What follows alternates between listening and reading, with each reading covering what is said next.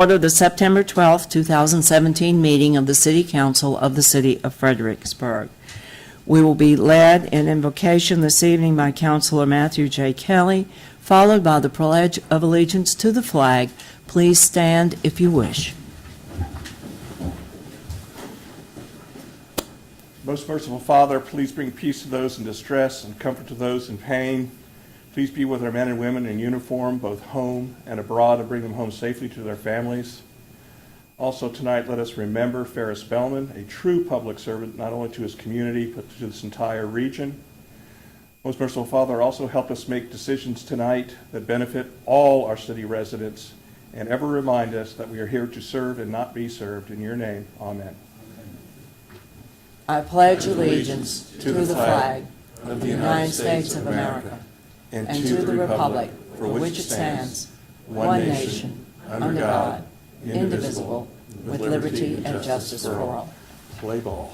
Thank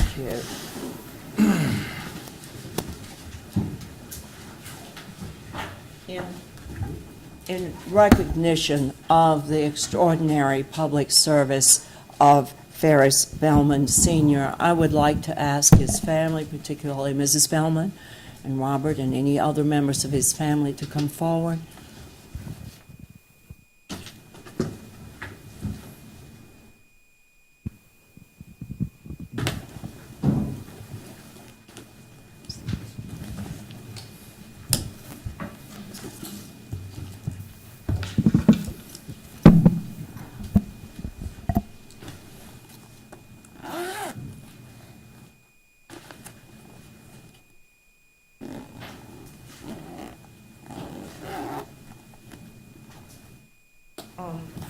The City Council would like to make a proclamation in recognition of Ferris M. Bellman Sr.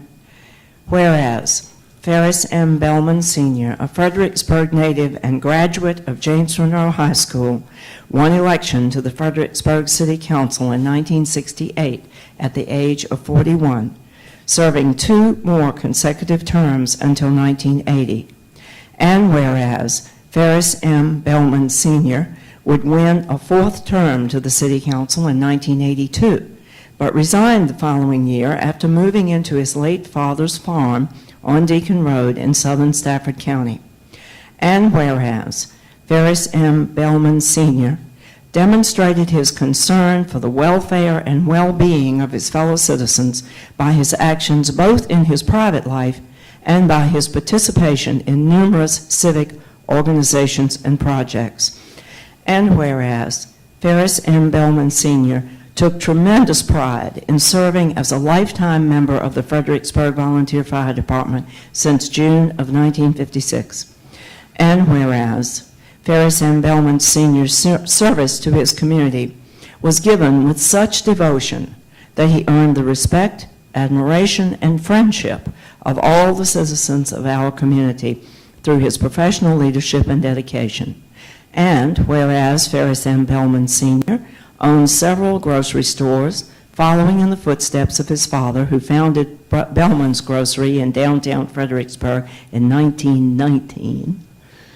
And whereas Ferris M. Bellman Sr. valued and loved his family, he set the mark in this area for public service and worked tirelessly for the citizens of Fredericksburg and then later Stafford. And whereas Ferris M. Bellman Sr., who passed away on September 3rd, 2017, leaves behind a legacy as a homegrown community leader and is survived by his wife of 65 years, Edna, his 5 sons, and numerous grandchildren and great-grandchildren. Now, therefore, on this, the 12th day of September 2017, in recognition of the many contributions of Ferris M. Bellman Sr. to our citizen and its citizens, I, Mary Catherine Greenlaw, on behalf of the City Council, do hereby express our deep appreciation for his dedication to the progress of this community and extend to his family our sincere sympathy upon his passing.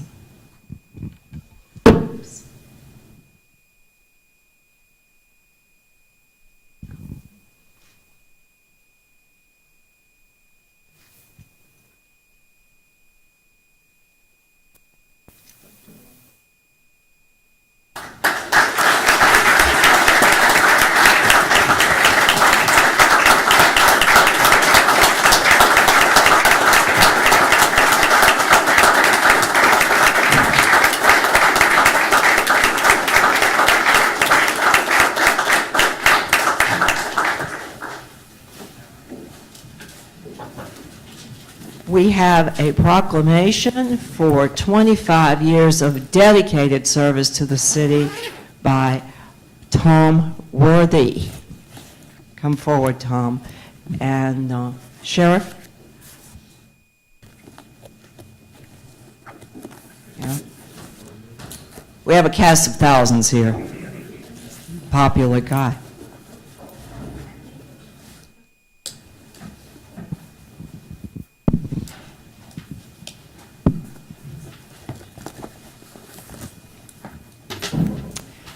Whereas Thomas S. Worthy was hired by the police department for the city of Fredericksburg, Virginia on May 18, 1992, and retired from the sheriff's department on August 31, 2017, representing over 25 years of dedicated service. And whereas during that time, Thomas S. Worthy served the police department as animal control officer. He graduated from the police academy in 1994 and became a sworn law enforcement officer. And whereas Thomas S. Worthy became the city game warden in 1998 and provided educational animal outreach programs and started patrolling the city's watershed property within the city limits, assisting with various duties and cleanups. And whereas Thomas S. Worthy was a faithful partner and shared an office with Officer Jim Shellhorse, and together they transported many prisoners from all over the country in extraditions. And whereas Thomas S. Worthy, in August 2014, transferred to the Fredericksburg Sheriff's Department and served at the courthouse as the primary front door security screener.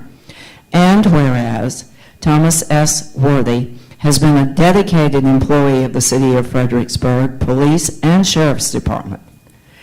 Thomas S. Worthy has represented the city with a high level of professionalism and enthusiasm. Thomas S. Worthy is highly regarded and known throughout the community through his helpful attitude, friendly mannerisms, and inviting smile. Now therefore I, Mary Catherine Greenlaw, Mayor of the City of Fredericksburg, on behalf of the City Council and the citizens of Fredericksburg, on this 12th day of September in the year 2017, do hereby thank and congratulate Deputy Thomas S. Worthy for his dedicated contributions to the city, and extend to him, his wife, Linda, the very best wishes for continued success and happiness with future endeavors.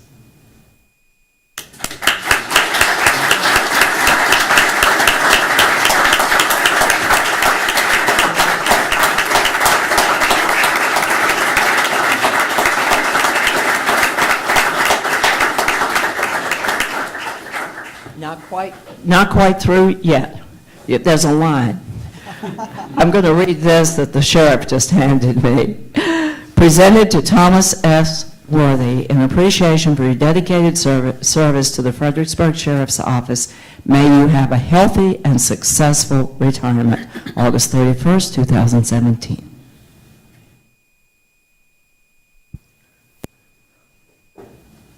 Thank you, Madam Mayor. Thank you, Tom, for 25 years of service. I will be very brief. Bev Cameron used to say, I'm told, that we give you a watch when you no longer need it. Thank you for all your service. Thank you, Tim.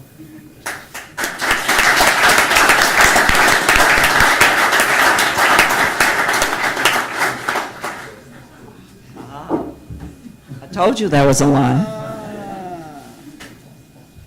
Better get a cigar and darken up. Chief Nye, why don't you have that? That's the police badge from Chief Nye. He got that framed for you. And then he also knows how you like to have an adult beverage every once in a while.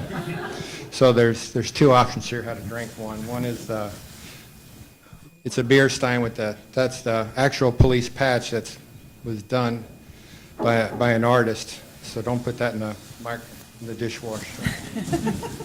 And then this one is a beer glass. I'm sure it's the first time you've ever held one, but there you go.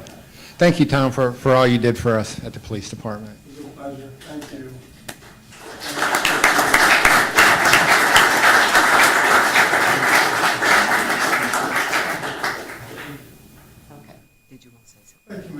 We need to hold up. I'm sure if they want to get on with the business, but it's been my pleasure, my honor to serve the city of Fredericksburg for these 25 years, and I'm not quite done yet, so you might just see me around town still. So, but thank you, Mayor. Old employees never go away, they just keep serving the city.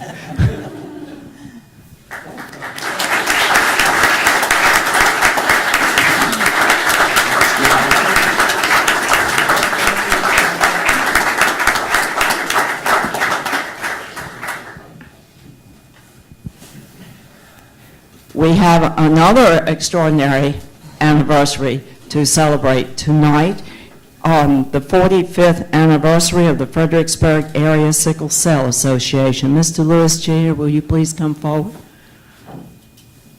And I don't think you have any other members here. I had the privilege of attending the luncheon celebrating this service, this wonderful service organization on Saturday. A proclamation celebrating the 45th anniversary of the Fredericksburg Area Sickle Cell Association. Whereas the Fredericksburg Area Sickle Cell Association is a nonprofit volunteer health service organization that was founded in 1972 by the Reverend Lawrence A. Davies and his beloved wife, Mrs. Janice Davies, who envisioned a statewide network of sickle cell organizations providing education and promoting awareness in order to improve health care services for sickle cell patients. And whereas, since 1972, FASHA has identified community resources and developed a system of referral services that continue to assist individuals in their efforts to obtain quality medical services and assistance with daily living needs.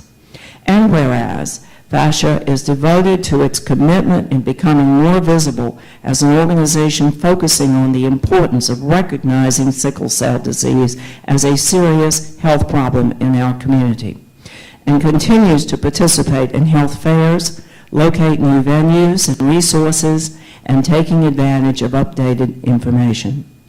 And whereas the Fredericksburg Area Sickle Cell Association celebrates its 45th anniversary in September of 2017.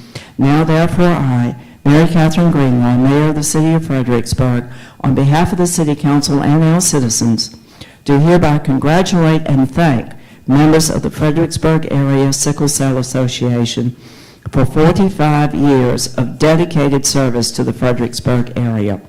Happy 45th anniversary to all of you who have given so selflessly of your time to help those in need. Most welcome.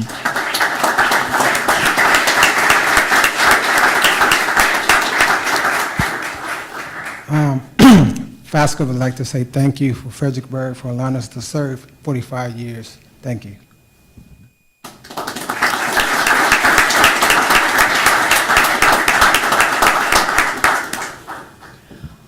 We will now recognize the American Heart Association. Is Dr. Verinian? No, Dr. I'm sorry. See that green light is on? Yeah, there we go. You got it. Yeah, Dr. Rainey is on his way, regardless, but I can speak for us. So, yeah, it's my honor and privilege to represent the American Heart Association this evening to let you know about the American Heart Association Heart Walk that will be taking place on September 23rd, a week from this Saturday. And in asking you all to support this, I don't think I'm asking you to do anything you already haven't shown dedication to, and that is advancing heart health and the health of this community. I've been living, have the privilege to be living in Fredericksburg. I moved here in 1984, I noticed in May we were designated as a heart-safe community, which is wonderful. It shows that have AEDs everywhere. Our first responders and a lot of other community members know CPR. So it's just a safer place for us to be. Of course, the American Heart Association and all the other work we're doing, Dr. Vrani and I have been treating heart patients in Fredericksburg for combined more than 70 years. Heart disease, stroke, vascular disease, they're all really preventable diseases. Up to 80% of these disorders can be prevented by things you're familiar with, controlling your weight, healthy diet, exercise, avoiding tobacco products, and basically that's what the American Heart Association is reminding us about. So you've got the a heart safe designation. One of the best things I think you've done as a council and a city since I moved here is the Heritage Trail and the Canal Path. I mean, there's a 3.1 mile circuit. I'm on it at least 3 times a week, along with hundreds of our community members, if not more, and it's great to see that. And I think as a cardiologist and as a member of the community, I don't think there's any better, anything better you can invest yourselves in the heart health and the overall health of our community. Healthy people are more productive, they're happier, they contribute to the community, they consume fewer resources. So I think investment in the health of the community is an overall great investment. So I think you've already dedicated yourselves, shown that dedication, the heart safe designation, the canal trail, even the dog park. Anything to get people out of their homes, away from their computer screens, away from their flat screen TVs is great. And you sponsored turkey trots and walks and 5Ks and half marathons. It's really, so when I get up here and say the American Heart Association's in town and we do things locally and we have this heart walk coming up, I don't think I'm telling you anything you don't already know, just asking you to support that. From a personal standpoint, I want you to know that Rick and the Eurythmics, a group that I started in 1987, a rock and roll band of some local renown that really broke up in 1997, is back together to provide entertainment for the festival on September 23rd. I think you'll be really impressed. We've got a lot of local people in the band. You might recognize Mike Childress, who is a pediatrician, Dave Sale, Crown Jewelers. And as a connection to what you heard earlier, one of the best, actually the best bass player I ever played with, David Bellman, is in the group, and of course, Ferris Bellman, one of Ferris Bellman's 5 wonderful sons. So again, it's my pleasure to be here. There's a lot of great things to talk about. I think you've already done a great job showing a commitment to the heart health of this community. And that's supporting the Heart Walk, I think, is an extension of that. So appreciate that. Thank you. Okay. Thank you so much for all that you do. And we will really look forward to hearing Rick and the Eurythmics. Yeah. Thank you. That's for sure. Thank you. We have several public hearings, you will note, on the agenda this evening. I will ask our clerk, please, to read item 5A. Soliciting public comment on the implementation of 2016-2017 Community Development Block Grant Programs for the Consolidated Annual Performance and Evaluation Report. Mrs. Finn? Good evening.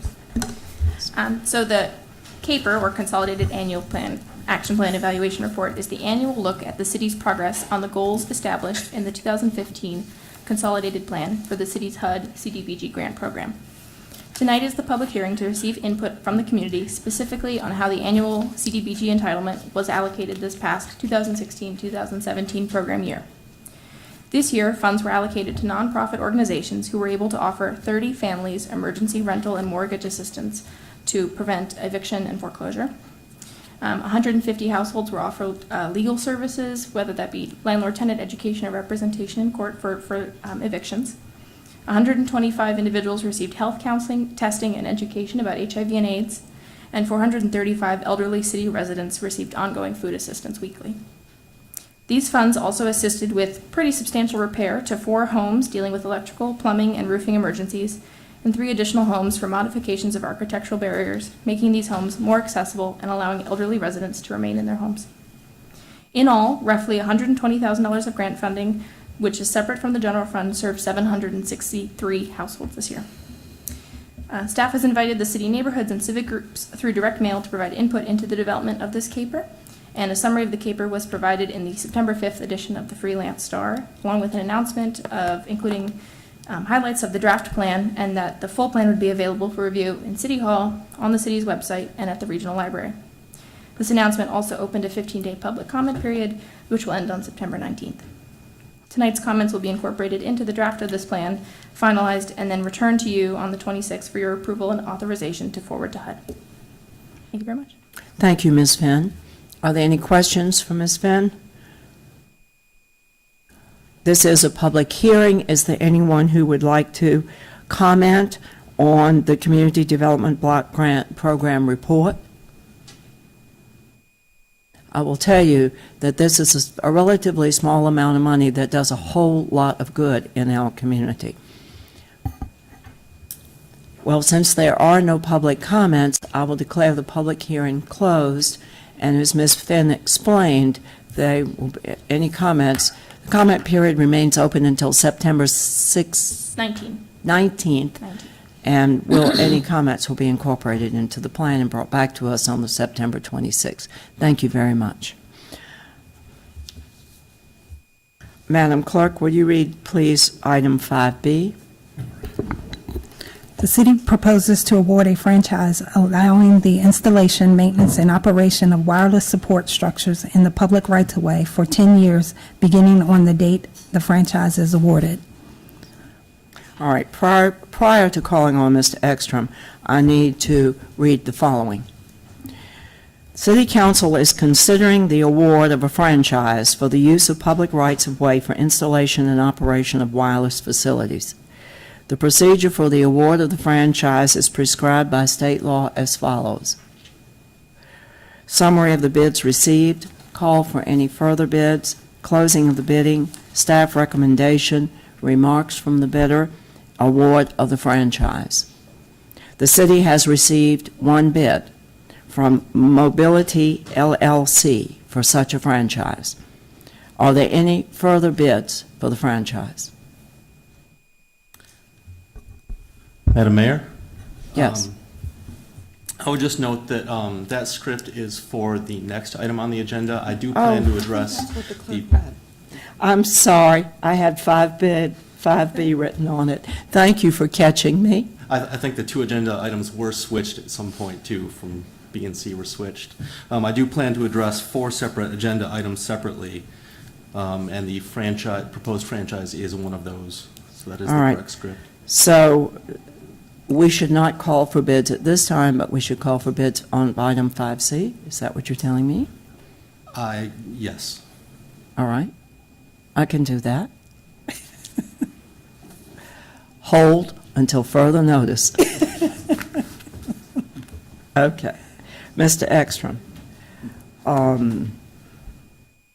Yes. Well, thank you, Madam Mayor. And I do plan to, under this first item, to address all 4 of the items on council agendas tonight because while they're related, they're not, they're somewhat scrambled on the agenda because 2 require public hearings and 2 don't. But I think it makes sense to address all of them at once so that each of the items can be considered in context because they are all interrelated. This is a project that was brought to council some time ago at a council work session. Staff has been working on it for some time, and there are a few reasons, including new state regulations governing the installation of certain wireless facilities on public property, council's identified priorities of advancing broadband deployment and advancing 1 dig, and also a request from one particular wireless telecommunications company interested in locating their equipment in the right-of-way. Council's going to be asked to approve 5 documents. 4 of them require 2 readings, which is why those 4 are on the agenda tonight. And the 5th is also included in the tonight's packet, just for reference. We've included time in our project schedule in case council would like to hold a work session on this topic on the 26th, and we're hoping that we can have final council approval of all of the project items on October 10th.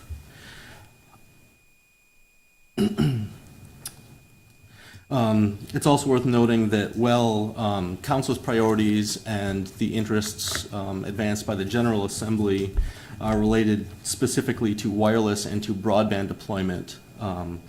The proposed regulations will apply to all facilities, including incumbent franchisees like Dominion, Columbia, and the cable television companies. There are a couple of terms in the proposed regulations that it might be helpful to describe before going into the documents themselves. Micro cells are very small wireless telecommunications facilities. It's defined by the new state legislation, and they're defined as wireless antennas that are up to 24 inches long, 15 inches wide, and up to 12 inches high. They're typically attached to existing above-ground utility lines, and they're very unobtrusive.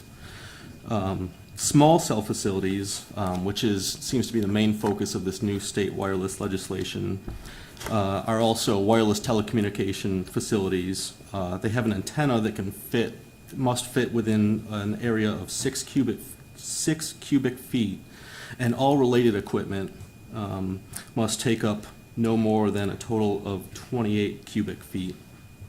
That definition and the definition of microcell are set in the state statute that took effect last July. However, we've spoken to Mobility LLC, which is the franchisee who would like to locate in our facilities. We've also spoken to Verizon, and we've received word that it's unlikely that any proposed facilities or any specific plans are going to be near the statutorily defined maximum size. Council might also note that in the proposed design guidelines also attempt to minimize any negative visual impacts that might be caused by these small cell or microcell facilities. The first item, and this is item 5C, is a UDO text amendment that sort of kicked off the project. This conforms the UDO to the state wireless infrastructure legislation. It establishes a deadline for review for applications for co-location of small cell facilities, and also establishes criteria for those reviews. It moves regulation of facilities in the right-of-way out of the zoning process. It permits co-location of small cell facilities in all zoning districts, and it sets regulations for development of wireless support structures, poles and other objects on which you set wireless antennas on private property in accordance with existing zoning limits on structure height. That's the item we're considering right now on the agenda, but I'm going to go ahead and give a brief overview of the other items. Under the manager's agenda, because we're moving this regulation out of zoning, item 11C is a new article in Chapter 66, our streets, sidewalks, and other public property chapter, that lays out a framework for the Director of Public Works to regulate structures in the right-of-way. And although it's a new ordinance, it's not meant to make any major changes on the ground to how we actually regulate those who want to use our right-of-way. The ordinance addresses excavations, restorations, removals, standards for facility placement, permits that are required, undergrounding requirements, and similar things. To go along with our new proposed new right-of-way use ordinance, we've also developed some administrative design guidelines to govern installations in the right-of-way. They're more specific, more granular than the ordinance itself. And they have specific requirements for issues like co-location of facilities, required clearances from trees and street corners, coloring, materials, landscaping, lighting, height, and mass. They're separate from the ordinance. We just didn't feel that it would be appropriate to codify them. This allows for some flexibility and discretion on the part of the Public Works Director, but we are including them in this project because we'd like Council's approval of our initial draft guidelines. Along with those items, item 11B makes changes to the city's CPRIC ordinance, which requires enhanced review of proposed installations in the historic district.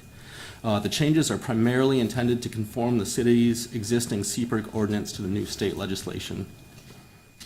And the final item is a request for a franchise allowing installation and operation of wireless facilities in the right-of-way. We have an application in from Mobility LLC. Mobility has been working with city staff over the past year or so on this project, and it's been very helpful as we developed the related regulations. Staff has reviewed several sets of draft plans for mobility equipment, and we're prepared to, if this franchise is granted, to review any specific plans that Mobility wants to send to Mr. King pursuant to the franchise. The franchise would grant mobility permission to locate wireless infrastructure generally in the right-of-way, and like I said, we would review any specific plans in accordance with the proposed right-of-way use ordinance and right-of-way design guidelines. This wouldn't be the first time that council would have approved small cell or similar facilities in the right-of-way. Not too long ago, council approved several licenses for Extenet to locate facilities around the college area, and staff hasn't heard any complaints from neighbors, and it hasn't caused staff any concern either. As noted in the staff memo, the draft documents were sent to the Planning Commission, the ARB, our current franchisees, and the Main Street organization. My memo describes how staff proposes to address any concerns raised by those stakeholders. And one thing the memo didn't contain, because it was very recent, was Mr. King and Ms. Schwartz and several other staff members and I met with counsel for Verizon Verizon Fios. We had a very productive meeting. They provide written comments, and between that and our discussion at the meeting, we think we allayed a lot of their concerns, and we're prepared to make a few minor modifications to our draft documents to allay their concerns, and we'll provide those to council promptly. That's a general overview of this project, the 4 items that are on council's agenda tonight, as well as the one that was provided for reference. I'd be happy to answer any questions about any of the items now or when they come up later on the agenda. I might defer to Ms. Dooley on some questions because she took the lead on a couple of parts of the project, including the CPRIC ordinance and the UDO text amendment. I'd be happy to answer any questions. Thank you. I think, to be clear, we have a public hearing before us that is an amendment of the UDO to exempt wireless communication infrastructure placed in the public right-of-way from zoning regulation, and to amend the regulations governing wireless communication infrastructure on private property. And at this point in time, I think we should confine our questions and our public comments to that, to be clear. Councilor Kelly. Thank you, Madam Mayor. Frankly, I don't think it's all that clear, and they all are interrelated in this discussion, and it's going to be hard to separate one from the other. But I do want to ask a question and make a comment in general.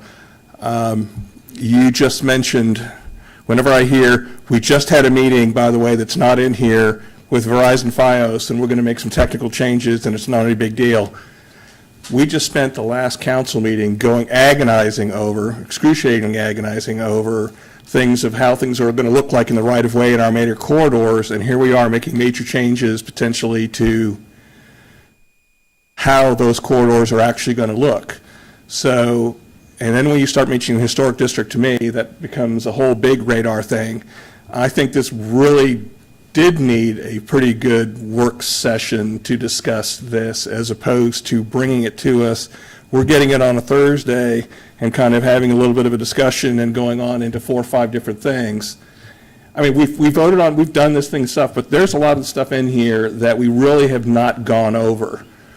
And I would really like to see us do a good work session. By a good work session, and Madam Mayor, we've had this conversation, I think we had a very good report on the police department staffing issue this evening, but I don't think we needed somebody to explain the report to us for over half an hour, and then we get a few minutes to answer questions and then move on. I think if we can get the information sooner rather than later, and then come into the meeting ready to go, brief interview, and let us have some discussion, I think that would be a much better approach than what we're doing. But I'm kind of uncomfortable because these are all interrelated. I mean, you could say this is one public hearing and we're going to vote on this and this, but they all tie together. All right.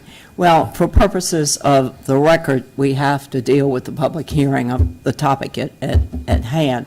But you're absolutely correct, Councilor Kelly, this is a complex matter, and it's a complex matter that Ms. Dooley can speak to this, that she's been following with the General Assembly for some time now, because there's legislation proposed that would usurp, if you will, our right to protect our public right-of-way, our right to protect our historic resources from having devices, if you will, attached to them at will, both buildings and poles and what have you. So this is a complex matter, and the world is changing, and the regulations are changing, and we're trying to keep pace with the state code, at the same time influence future legislation in a positive manner. Ms. Dooley, do you want to add to that, or? Madam Mayor, you've summarized it very well. The federal laws are changing, the state law is changing, and it's all coming down to the local level. So we are working very diligently, and it's been a team effort. Dave King has been very involved in this. It is a complex package, and it relates to a complex environment. It has been posted on Council's website since July 11th, when we had our original work session, and we always did build the time into the plan for Council work sessions if they were necessary. But the state law went into effect on July 1st. The ordinances are essentially unchanged since July 11th versions, and so we did build some time in for first reading today, work session, and we had optional on there for September 26th, and then hopefully October 10th, second reading, as Mr. Ekstrom's report recited. Right. So we will be having a work session. This will be a work session item on September 26th, you said. Very good. Thank you. Right. And will not come back for a second read until October 10th. Madam Mayor, can I, just Yes. two quick ones. First off, the first question is how quickly do we need to jump on this? Is this absolutely necessary to keep going through first read now and everything else? Two, looking at the 26th and what potentially is going to be some of the discussion of things going on potentially on the 26th, I don't know if that's probably the best date to sit down and go into a work session and come into the meeting that we potentially may be having on discussing other issues that we talked about this evening at the work session. And while I do acknowledge we've talked about this before, and this comes up a lot in our conversations, well, we talked to you about that before. Well, usually it's in a 15-minute presentation, 10 minutes of discussion, and then we're off to the next topic. We've not really sat down and frankly, the last discussion we had in just the sign ordinance was a great discussion. Didn't like where it went, but it was a good discussion. But, you know, that was part of a discussion that probably should have occurred prior to us sitting here bouncing back and forth in a public meeting. And I just want to make sure when we make a decision like this, where there's so many moving parts to it, including the state, feds, and everybody else, that we have a good understanding of what we're doing. And right now, I'll be honest with you, I don't feel comfortable voting on this tonight. Well, we have no pressure to vote on it, but we do have a public hearing, and I do have to ask for public comment if there's anyone here who would like to speak to this matter, and feel free to bring in the other matters if it's interrelated to your comments. Please confine your remarks to 5 minutes, and thank you, Mr. Palmer. Is the light on, Hamilton? Okay, thank you. Speak up. You want a green light? I've got it. Okay. Thank you, Madam Mayor. Hamilton Palmer, 401 Charles Street.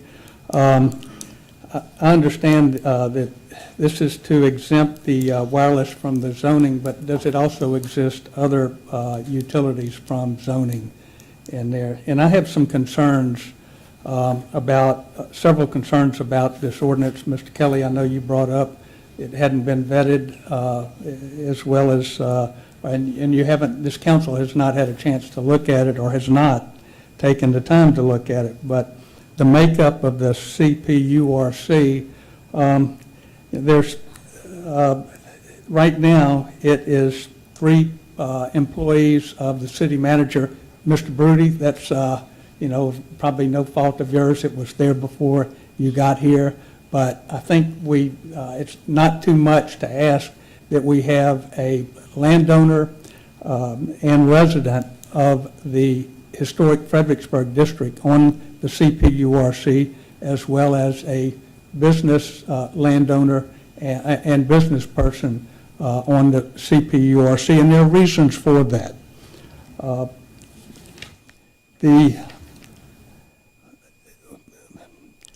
Another thing on the review standards, the relative cost and in considering proposals for the infrastructure improvements within the HFD, City Public Utility Review Committee shall consider the following factors: the relative cost and difficulty of modifying proposed improvements to make them compatible with the architectural review standards. But why is this any different than any other applicant in the historic Fredericksburg district? Why give somebody a free pass who's not a resident, who's not really is not even a stakeholder as yet, but yet you're giving them a free pass in there? The other one is in item G under the review standards. It talks about applicant may voluntarily submit conditions that address the potential visual or aesthetic effects resulting from the placement of small cell facilities. Why not all facilities? Why limit it? And then under the next section B in there, any person aggrieved by a decision of the committee may appeal such decision to the city council. And that's relocated to 66-193, but if you go over to 66-193, you'll see any applicant may appeal the decision. So you're taking away the ability for somebody who might be impacted by this, a decision that the CPURC may be making. You're taking that decision, or you're taking the appeal rights away from someone. And that's important because recently a power line was approved that did not go through CPURC, but it went through the city manager, not you, Mr. Baruti, but previous city manager, and he said he gave it carte blanche to move forward with it. But that project didn't meet AASHTO standards, and there's a dangerous power pole that is put up at a very active intersection where there's been several accidents. The National Electric Code, safety of power lines. Part of that project, there was a power line built too close to a building. They subsequently had to go in there and move that power pole, and when they did, they put that power pole right in front of a window. And then they didn't patch the concrete or the sidewalk after they did that. You know, a good example of working together on this is that gas distribution facility, and I think, Ms. Devine, you had an interest in that over at James Monroe, and that's what can happen when we all work together. Let's see, you know, if it's not too much, I'd like for council to add these two additional landowners and a business person and a resident to the CPURC. The other thing is that as far as the stakeholders go, I see in here where you've notified a lot of the Main Street group, and they have businesses down here, and that's good that you've notified them. But did you notify the neighborhood associations, Darbytown and Rising Sun? And you know, this is just, I really think that we need, the people who are going to have to live with this need to be in there making, having some say-so. They're stakeholders. Thank you very much. Thank you, Mr. Palmer. Is there anyone else who would like to speak to this matter? All right, then we will declare the public hearing closed. The item is before us as a first read. We do not have to vote, obviously, tonight, but it is before us as a first read, and it will have a work session, and it will come back to us. If need be, Madam, I'll move to defer until after our work session. Second. Motion's been made and seconded. Madam City Attorney and Mr. City Manager, is there any urgency, is there any time consideration as far as this particular ordinance is concerned, or amendment to the ordinance? The new state law that this ordinance brings the city code into compliance with the new state law. The new state law became effective July 1st, 2017. most of the provisions in the UDOTA are required by the state law. There are a few, however, that are recommended. So we are currently out of compliance with the state law, so you wouldn't want to postpone it very, very long. We normally ask for a motion to postpone to a certain date, and I would ask that we be clear tonight as to, do you want to postpone it to September 26th, and then you could have first reading that night, and stay on the schedule that was published in July for second reading in October? We also are under, there's also, remember, this is part of a packet, and the federal law is also driving shot clocks, deadlines for reviews of wireless facilities. And that schedule runs from either 60 days to 150 days. So there is some pressure to get this adopted.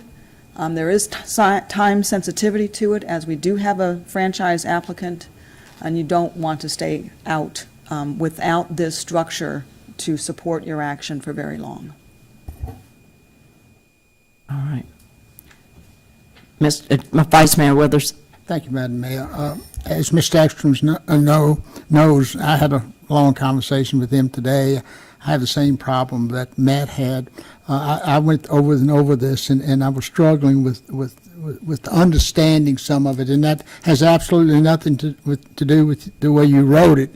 It's just so complex. It's hard for a layperson like we are to pull that together.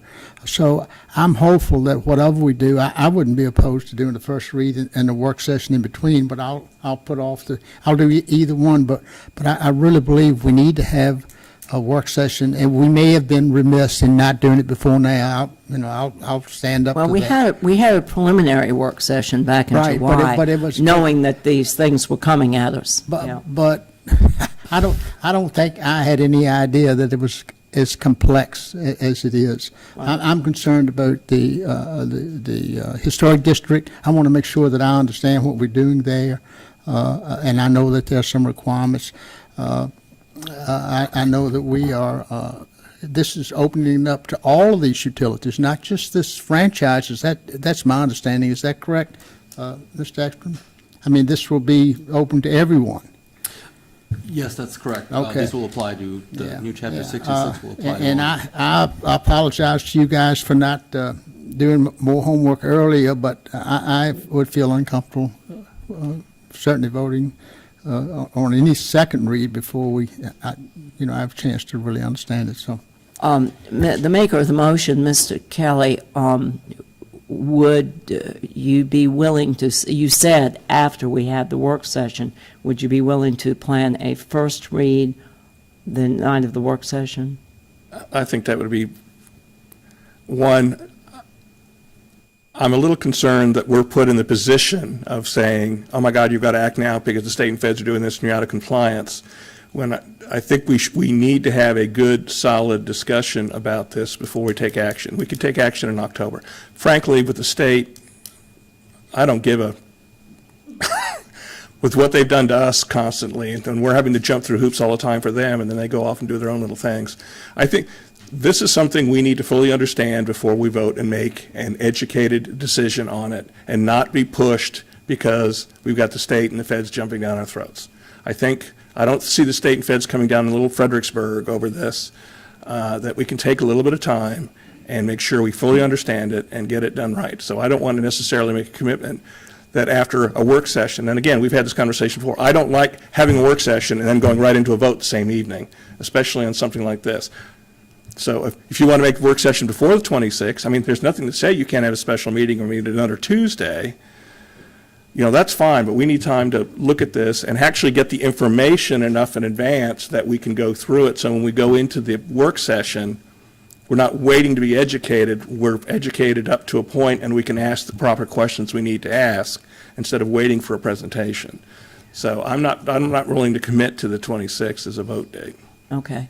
I have another question. What is our liability of being out of compliance? We obviously have an applicant. We will have other folks who wish to provide better broadband service to the city. Providing better broadband service is a goal of ours. So do we put ourselves in a difficult situation by not complying, by being out of compliance? Thank you, Madam Mayor. And I do apologize to the council. This is a tremendously complex issue. It's taken Mr. Ekstrom and Mr. King and I a lot of time to work over between December and July. It took us that long to catch up with the federal law, the new state law, all the permutations of the state law, and how that was going to affect the city code and how we could translate our current operations into code to provide this framework. So I do apologize that it's come at the council like this. The risk to the city is not that the state government would sue. The risk to the city is that there are applicants that wish to install their facilities in the rights-of-way under the new law, and the new law gives them rights, gives them timelines, and removes city authority. So you just want to stay ahead of the private sector and make sure that we are in compliance with the law so that when they come with an application, we have the legal framework in place and the staff framework in place, the operations framework in place to deal with that application in compliance with the new law. We will bring you a work session on September 26th. We will be happy to meet with any of you 2 by 2 or 1 by 1 for as much time as it takes to review this legislative package. It's not only is there the legislation, not only is there the management of a very complex piece of real estate, but then there's the technological aspect of it as well. And what's a micro wireless facility and a small cell facility? So it's been a lot of fun working with this, and we're happy to meet with you individually or on the 26th or both to try to walk through the package with you. Okay. And if you, as long as for the motion, for the clerk, the motion then would be to have a meeting, or to postpone this, have a meeting on the 26th, and put off first reading to October 10th. Is that the motion? That's fine. You guys have fun with that. All right. Madam Clerk, are you clear on the motion? Yes. All right. We do have a motion and we do have a second. Is there any further discussion?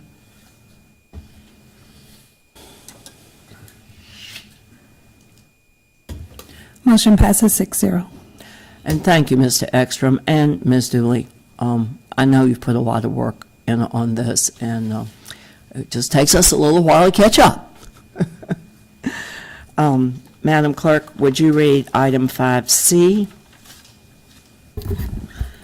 The city proposes to award a franchise allowing the installation, maintenance, and operation of wireless support structures in the public rights-of-way for 10 years, beginning at the date the franchise is awarded. All right. Now, at this time, Ms. Dooley? Yes, Madam. Sure. The City Council is considering the award of a franchise for the use of public rights-of-way for installation and operation of wireless facilities. The procedure for the award of a franchise is prescribed by state law as follows. Summary of bids received, call for any further bids, closing of the bidding, staff recommendation, remarks from the bidder, award of the franchise. The city has received one bid from Mobility LLC for such a franchise. Are there any further bids for this franchise? Hearing none, I declare the bidding closed. Is there a staff recommendation, Mr. Ekstrom? Yes, Madam Mayor. Thank you. Staff has been working with Mobility for I believe, over a year, not only on their particular franchise application and specific sets of draft plans they've put forth, but also all of the other related regulations that we're bringing up tonight. Public Works has reviewed the draft plans. I believe our historic planner has also reviewed them, as has our office. I was prepared tonight to recommend approval of the franchise, but in consideration of council, perhaps making amendments to the regulations, I don't know that I should put forth a recommendation tonight. Madam Mayor, I think our recommendation is that the franchise is a good franchise. You'll want to adopt this. It's part of the larger package. You'll want to adopt it as part of the larger packet, but you should go ahead, obviously, and hold your public hearing tonight. If the applicant is here, we certainly should hear from the applicant. Exactly. We will hold the public hearing and we will hear it, but we will not vote on it until we vote on the larger package. Yes. Is there a representative from Mobility here?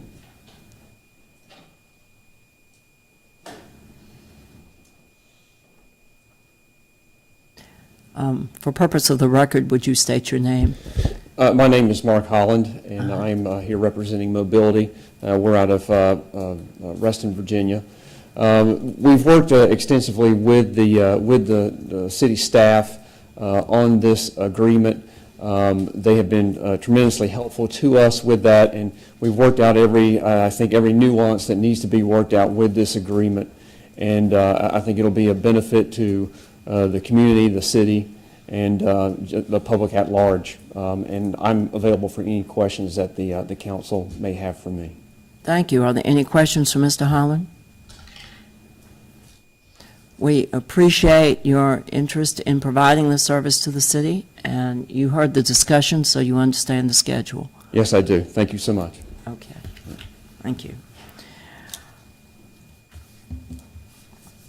So we don't need a motion. Unless there's an objection, Madam Mayor, we'll bring this also to your September 26th work session and then the October 10th meeting for first reading. Thank you. If there's no objection, then this goes forward to the work session and a vote and further vote. Thank you. Madam Clerk, would you please read item 5D? The City of Fredericksburg proposes to amend its 2012 lease with Medicorp Properties Incorporated for space within the public rights-of-way for hospital campus entrance signs. The lease amendments permits the installation of 2 signs in the U.S. Route 1 right-of-way and 2 signs in the Mary Washington Boulevard public right-of-way. All right, Ms. Sherman, we have a series of resolutions here under this item. Mayor, just a minute, I believe that is E. Excuse me. Yes.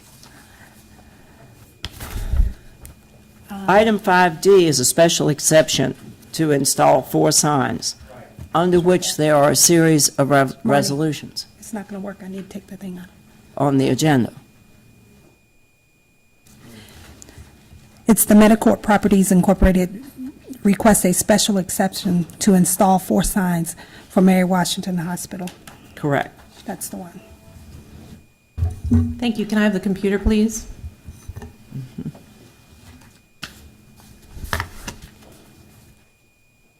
Thank you all tonight. This application before you is tied to the one that was first read, the lease, which is next on your agenda, item 5E. Just to give you a little background of the history of our partnership with Mary Washington Hospital, in 2011, the City Council approved special exceptions for 2 signs, one which still exists at the corner of Cowan Boulevard and Hospital Drive. It is 20 feet in height and 94 square feet. And the one on Jefferson Davis Highway, which was recently removed with the Fall Hill Avenue widening project, Mary Washington Boulevard extension project. That sign is shown in the bottom right here and was 29 feet in height, 229 square feet in size, and included a variable message component. Medicorp is working on a comprehensive sign design package, which includes the 4 signs subject to tonight's application. This slide provides a bird's eye view of the 4 signs, 2 of which are on Route 1 or Jefferson Davis Highway, which replace or are intended to replace the one that was recently removed. There's a new sign, sign number 8, which will be placed on the Mary Washington Boulevard extension, and sign number 10, which replaces an existing smaller sign on Medicorp property within the campus. And I'll go through these more in detail. This again is an overview of where they are. Sign number 1 is shown here, trying to address the northbound lanes of Route 1. It's proposed to be in the median adjacent to the University of Mary Washington and Snowden Office Park. It is split zoned. The zoning line runs right down the center of the median, as does our small area plan line, so you'll hear me refer to sometimes 2 zoning districts or 2 small area plans with signs 1 and 2. So sign number 1, again, is located in the median there. It is split zoned R2 and CT. The proposed size of this sign mirrors that of sign number 2. It's proposed at 61.5 square feet in size, where the underlying zoning district would only permit a 20 or 40 square foot sign.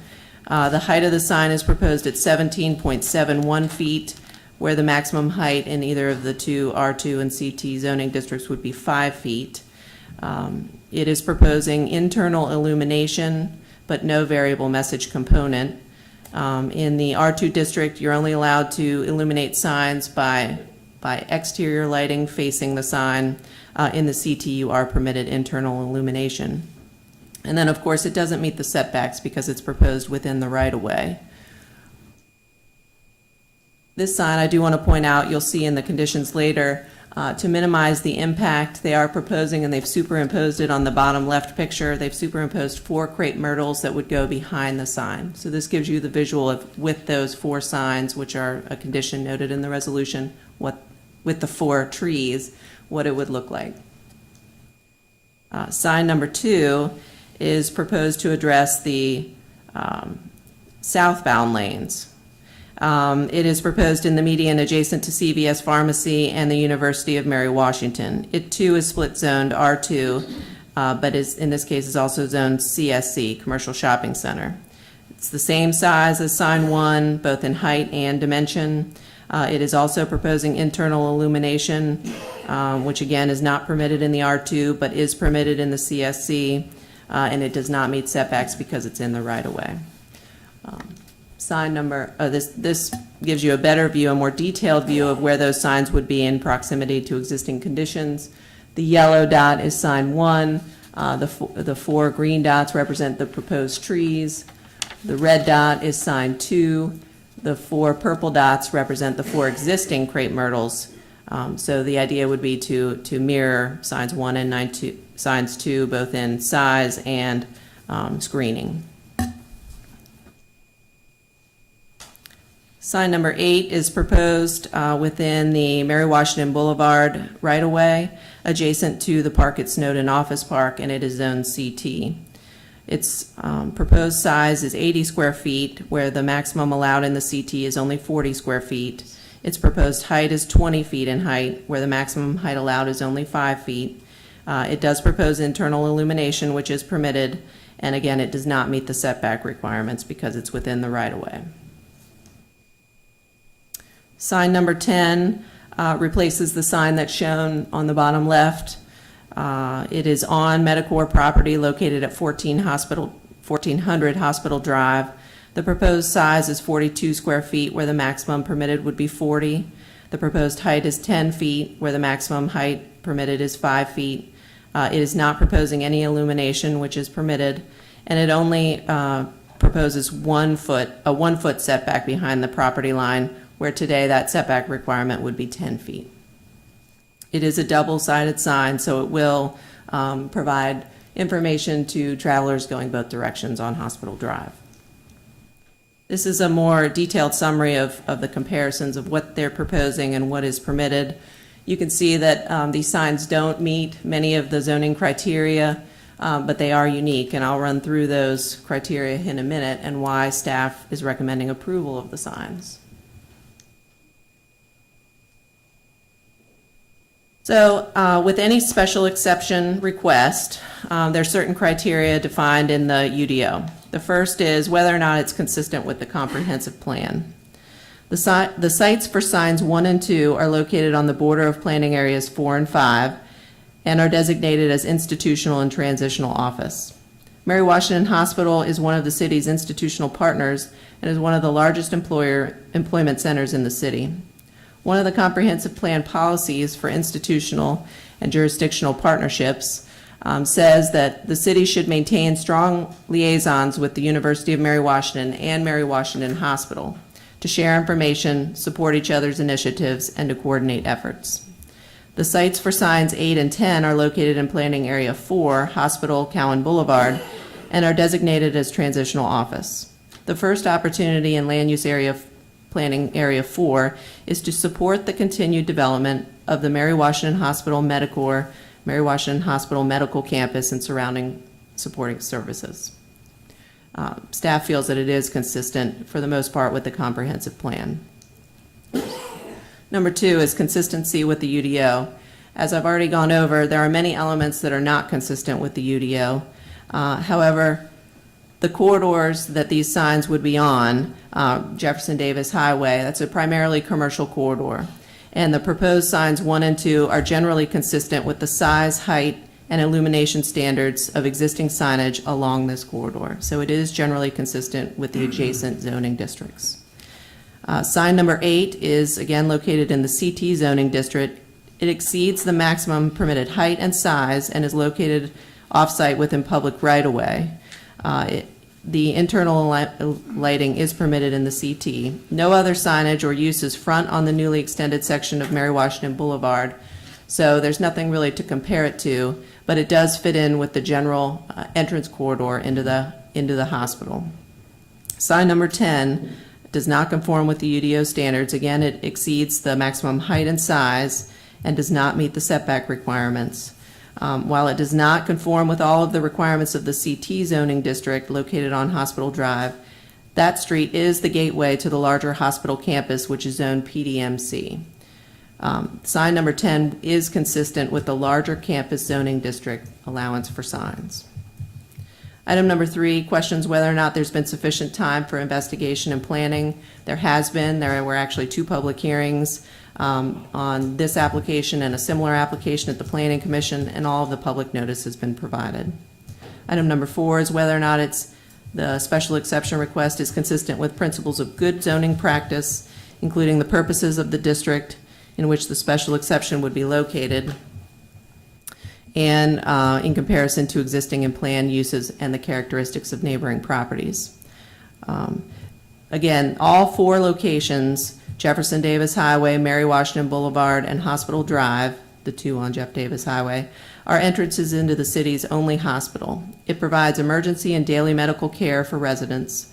Commercial and institutional uses exist along these corridors adjacent to each of the proposed sign locations. Existing signage is similar in height, size, and design to the proposed signs, with the exception of the CT zone sites. Again, sign number 8 and sign number 10 are located in the CT zoning district. Sign number 8 on Mary Washington Boulevard is located at the bottom of a steep slope, which would shield it from the adjacent office park, and there are no other uses around. Sign number 10 is adjacent to Hospital Drive, the entrance to the hospital campus. For each location, the special exception provides greater visibility for critical medical and emergency services, and as such represents principles of good zoning practice. Number 5 is whether or not the proposed use or aspect of the development requiring the special exception is extraordinary or unusual. Mary Washington Hospital is a unique partner of the City of Fredericksburg, providing critical medical and emergency services. Providing adequate visibility for the hospital at its 3 major entrances is an extraordinary situation unlikely to be encountered anywhere else in the city. And number 6, whether or not the proposed exception potentially results in any adverse effects. Taller signs near to public infrastructure have the potential to loom over public space and impact the use of public facilities. Signs number 1 and 2 will be positioned within the right-of-way of Jefferson Davis Highway, in the median specifically. To address the potential impacts of signs 1 and 2, conditions were added to address landscaping to screen the back of the signs and related electrical equipment needed for both signs. Conditions were added to preserve new infrastructure that was just installed with the extension of Mary Washington Boulevard and Jefferson Davis Highway, which will require the applicant to bore under those facilities, or specifically Jeff Davis Highway, to install electrical service to both signs, signs 1 and 2, and establish a minimum setback of 2 feet from the back of curb with 7 foot of clearance above the ground. There will be no permitted overhang of vehicle lanes. Signs number 8 and 10 will be positioned near the existing sidewalks along Mary Washington Boulevard and Hospital Drive. To address potential impacts for pedestrians and bicyclists, conditions to add landscaping to screen the electrical equipment, and maintain a clearance of at least 8 feet above the sidewalk and a minimum 2-foot setback from the sidewalk for the post is appropriate. Public Works has reviewed all of the applications and has recommended approval of the conditions in your package. I won't go through these because they are all in your package, and I did just go through the conditions, but staff does recommend approval of each of the 4 resolutions in your package with the conditions noted. Approval of these exception requests is subject to approval of the lease agreement. Be happy to answer any questions that you may have. All right, approval is subject to the approval of the lease agreement which follows. So we can vote on the resolutions approving them, knowing that it does not become final until the lease is approved. Is that correct? Madam Mayor, the zoning specialist exceptions relate to signs 1, 2, 8, and 10.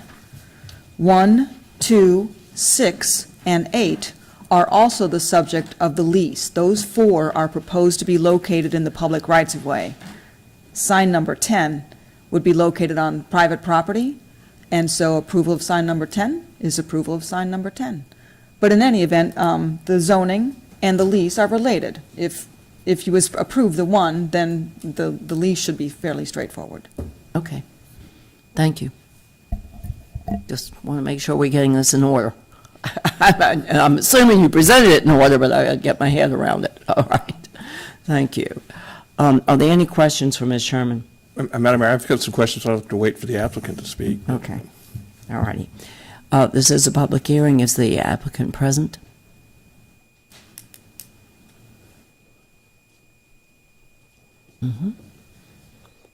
Hi, good evening. My name is Brian Jenkins with Medicorp Properties, Inc. I'm here representing Mayor Washington Healthcare on these signs. I think staff, as we've gone through this process over many months, has represented fairly what we're trying to accomplish, which is a gateway into our hospital that serves this community, and to give people good signage. To do that, we engaged a national consultant to help us think through this. This has been the better part of a year's effort. I think it's well conceived. I think it's a good impact for the city, and I think it'll be a good impact for the health system and its community. Thank you, Mr. Jenkins. Are there any questions for Mr. Jenkins? All right. Thank you very much. This is a public hearing. Is there any member of the public who would like to speak to this matter?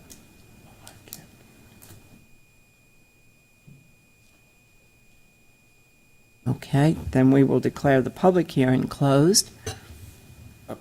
You want to go first? Okay.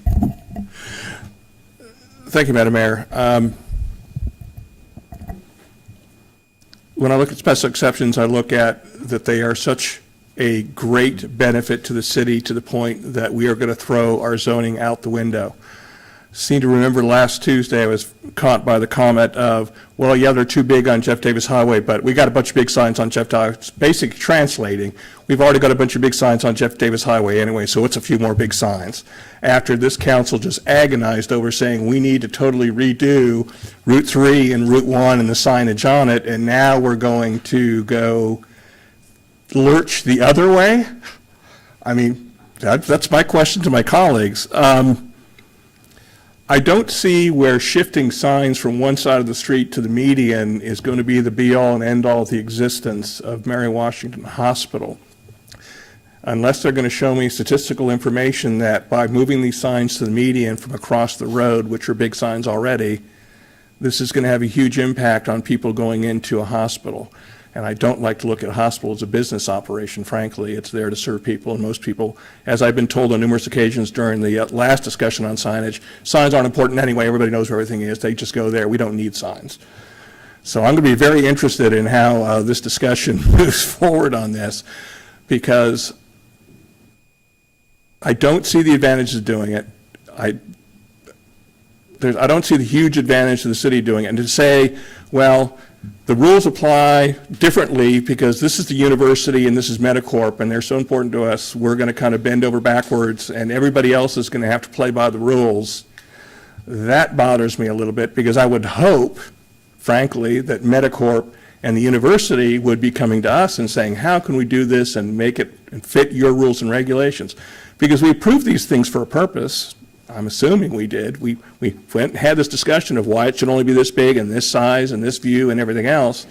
And I just don't see what the big advantage is to throw this all out the window right now for this beyond its Medicorp, and therefore, because they're one of the bigger employers, and they are, and I thank you for all the work they do, but where's the huge benefit for this, for us to throw everything else out the window and say, you guys get what you want, but everybody else, by the way, has got to play by a different set of rules.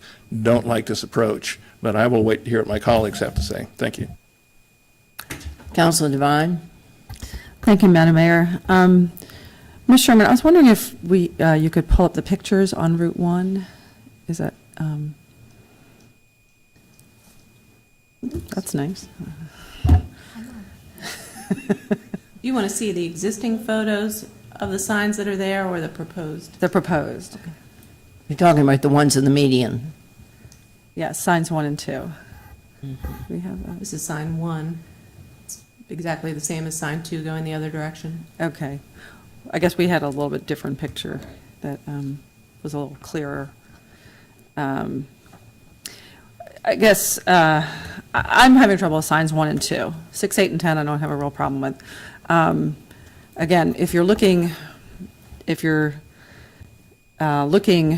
south on Route 1, the picture that is in the package for us right there, it's on the bottom. I actually really like the University of Mary Washington Bridge. I think it adds to the gateway look of Route 1. We've done, I think, a wonderful job with paving and taking care of the median in that area.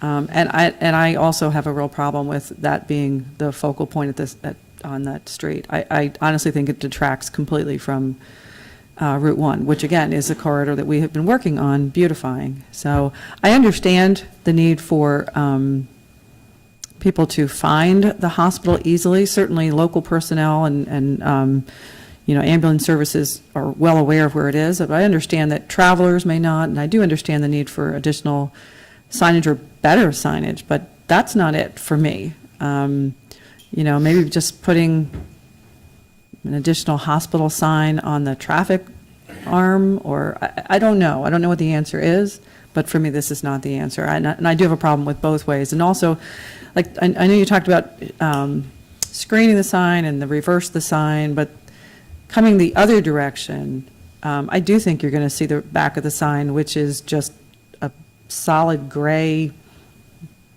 big nothing. And again, I think it's, I just don't think it does it for me. And I really just think it detracts both north and south on our median that we've really worked hard to beautify. So.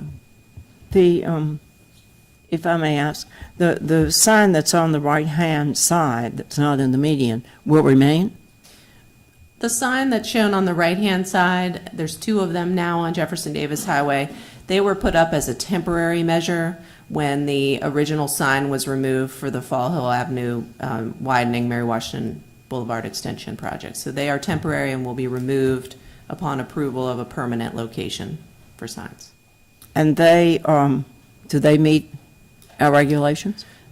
No, they are 13 feet in height, and they are located in the R2 district.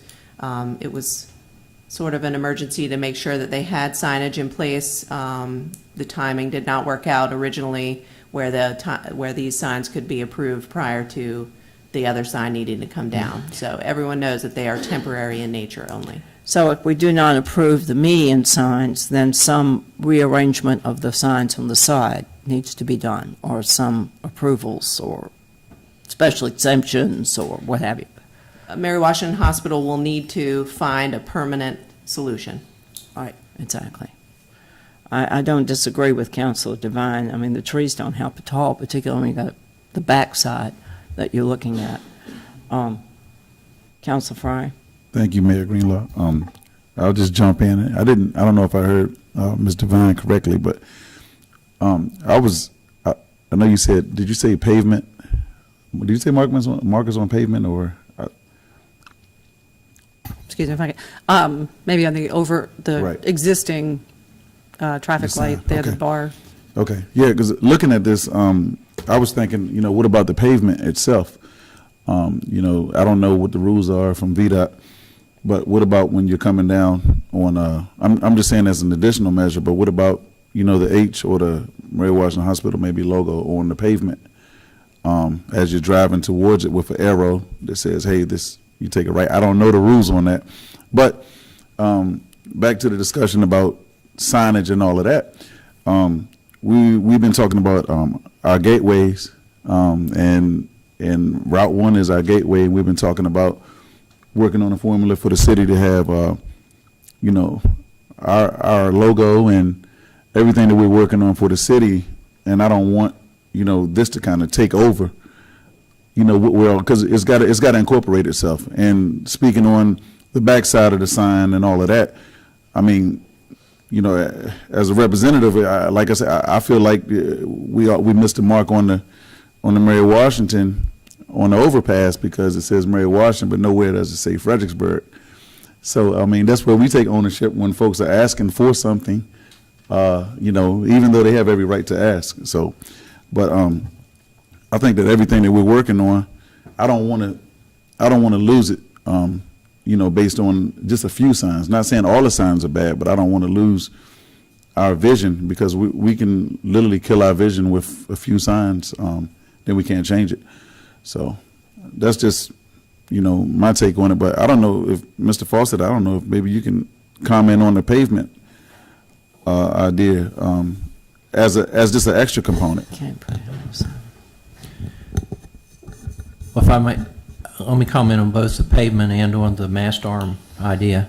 I obviously can't sit here tonight and say that we couldn't put another sign on the mast arm, but anytime you add signs to the mast arm, you bring into play calculations of wind loads, and you have to calculate the length of the mast arm and the signs that are already there. There's already a large Mary Washington Boulevard sign on the mast arm, so that would all have to be taken into consideration. The idea of pavement markings is, although not prohibited, would certainly be non-traditional. Most drivers, I would suggest, are looking for turning indications, turn arrows, and that type of thing on the pavement. And especially if they're in an emergency situation, a stressed situation, are probably not looking down on the pavement for directional signs. So while probably not prohibited by any traffic standards, it certainly would be non-traditional, and I would suggest perhaps not that effective as an alternative to vertical signs. Madam Mayor? Vice Mayor Withers. What is the status on the messaging sign that was taken down? Is that out of the picture altogether, or is that going to be put back up? The sign was removed and is not part of this package. There's no intention at this point of relocating the variable message sign. At this point or other? I think at all. There's no space in the median. If There's no space in the median. Okay. That's what I wanted. It physically can't go there at the same place. I could give a little bit of additional background on when that sign came down and the temporary signs, if that would be helpful to get you to this point. Yeah. So the sign that existed that had the variable message component there at the corner of on Jefferson Davis Highway was removed. The applicant did try to find another permanent location, and they submitted a special exception application in late 2015. They proposed to relocate the sign to the office park there on Jefferson Davis Highway.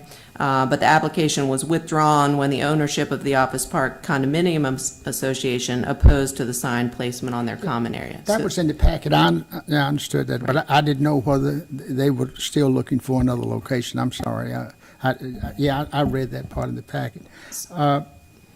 Has there been indications that people are having a problem finding the hospital? I mean, do we know about that? The applicant could, yeah. Yes. We did a pretty exhaustive investigation of how people were wayfinding into the hospital campus, and it was determined that they were having trouble even when we were in Mary Washington Boulevard with a variable message sign. When that was removed and we explored alternative opportunities to do that. We looked at the corner where the office park is, and that did not work out. And that was what Ms. Sherman just conveyed to you, that was withdrawn. And then we looked at being on the side of the road, and that is also not an opportunity for us. It wasn't that we were trying to better that. It's not an opportunity because of the Dominion power lines. So where we sit today is the inability to sign people into emergency care with some level of signage off of Route 1 if we don't put them in the median. We don't have the ability to put it beside the sidewalk. We don't have the ability to put it anywhere else on Route 1. And so the question I think the health system would ask the city council is, how are we going to effectively sign people into the campus off the major thoroughfare off Route 1 if we don't put it in the right-of-way? I guess what I can't understand is if they can get this far, they can't see Mary Washington Boulevard sign that's sitting over top of the highway. I don't know. Maybe I'm just looking at it wrong, but obviously they've got to get across this bridge or down that hill. They got to get that close, and you've got huge signs up on the crosswalks that say Mary Washington Boulevard. But that's not the hospital or emergency care. It's very important that you have emergency somewhere on a sign that get people into emergency care situations. And Mary Washington Boulevard doesn't convey anything. Are you going to turn left to go into the university, or are you going into the health campus? I think a lot of people may confuse those and not know if that takes you into the hospital campus. It wasn't without investigation, and the question is, are you just expecting us not to have signage on the main thoroughfare? Because it was removed when the road was expanded at Mary Washington Boulevard and the median was shrunk, so we don't have that. So where do we have it? Well, I don't think the question is, for me, whether or not you deserve to have signage, but if it's in compliance with our ordinance. Everybody has an ordinance. That's why we have these. We have ordinances to set standards. So why should yours be? Get a little closer to your mic. Why is the hospitals different from everybody else's? I guess I would argue to the council that I think we are distinctly different from almost any other use you have in the city. You can argue that, and I agree with you. I mean, you have been a great partner. I've been around here all my life. Yes, sir. Born in the old hospital down on Spy Yes, sir. Street. I understand. So I'm a big supporter of the hospital. Yes, sir. But I certainly won't argue how important you are to this community. I get that. I mean, I'm all in on that. It just seems to me that this is an awfully big sign, but thank you. Thank you for you. What concerns me is what I'm hearing is that there no other option. What about other businesses? I hate to start putting signs in the middle of medians, but is this telling us that you can't put a sign on the side of the road up and down Route 1? I'm very concerned about there appearing to be no other options as a precedent for signs in the middle of the median. I mean, great big signs in the middle of the median is not something I look forward to, frankly. Councilor Devine? Thank you, Madam Mayor. Again, the redesign of the road, I'm not a fan of anyway, so I have my problems with that. So I've had those discussions with staff as well. Losing the signage there, I won't even go there. The mast arm, I'm not an engineer. I don't know what the wind loads are, but it seems to me that at the very least we can put a blue H sign on it. I mean, that should be very clear.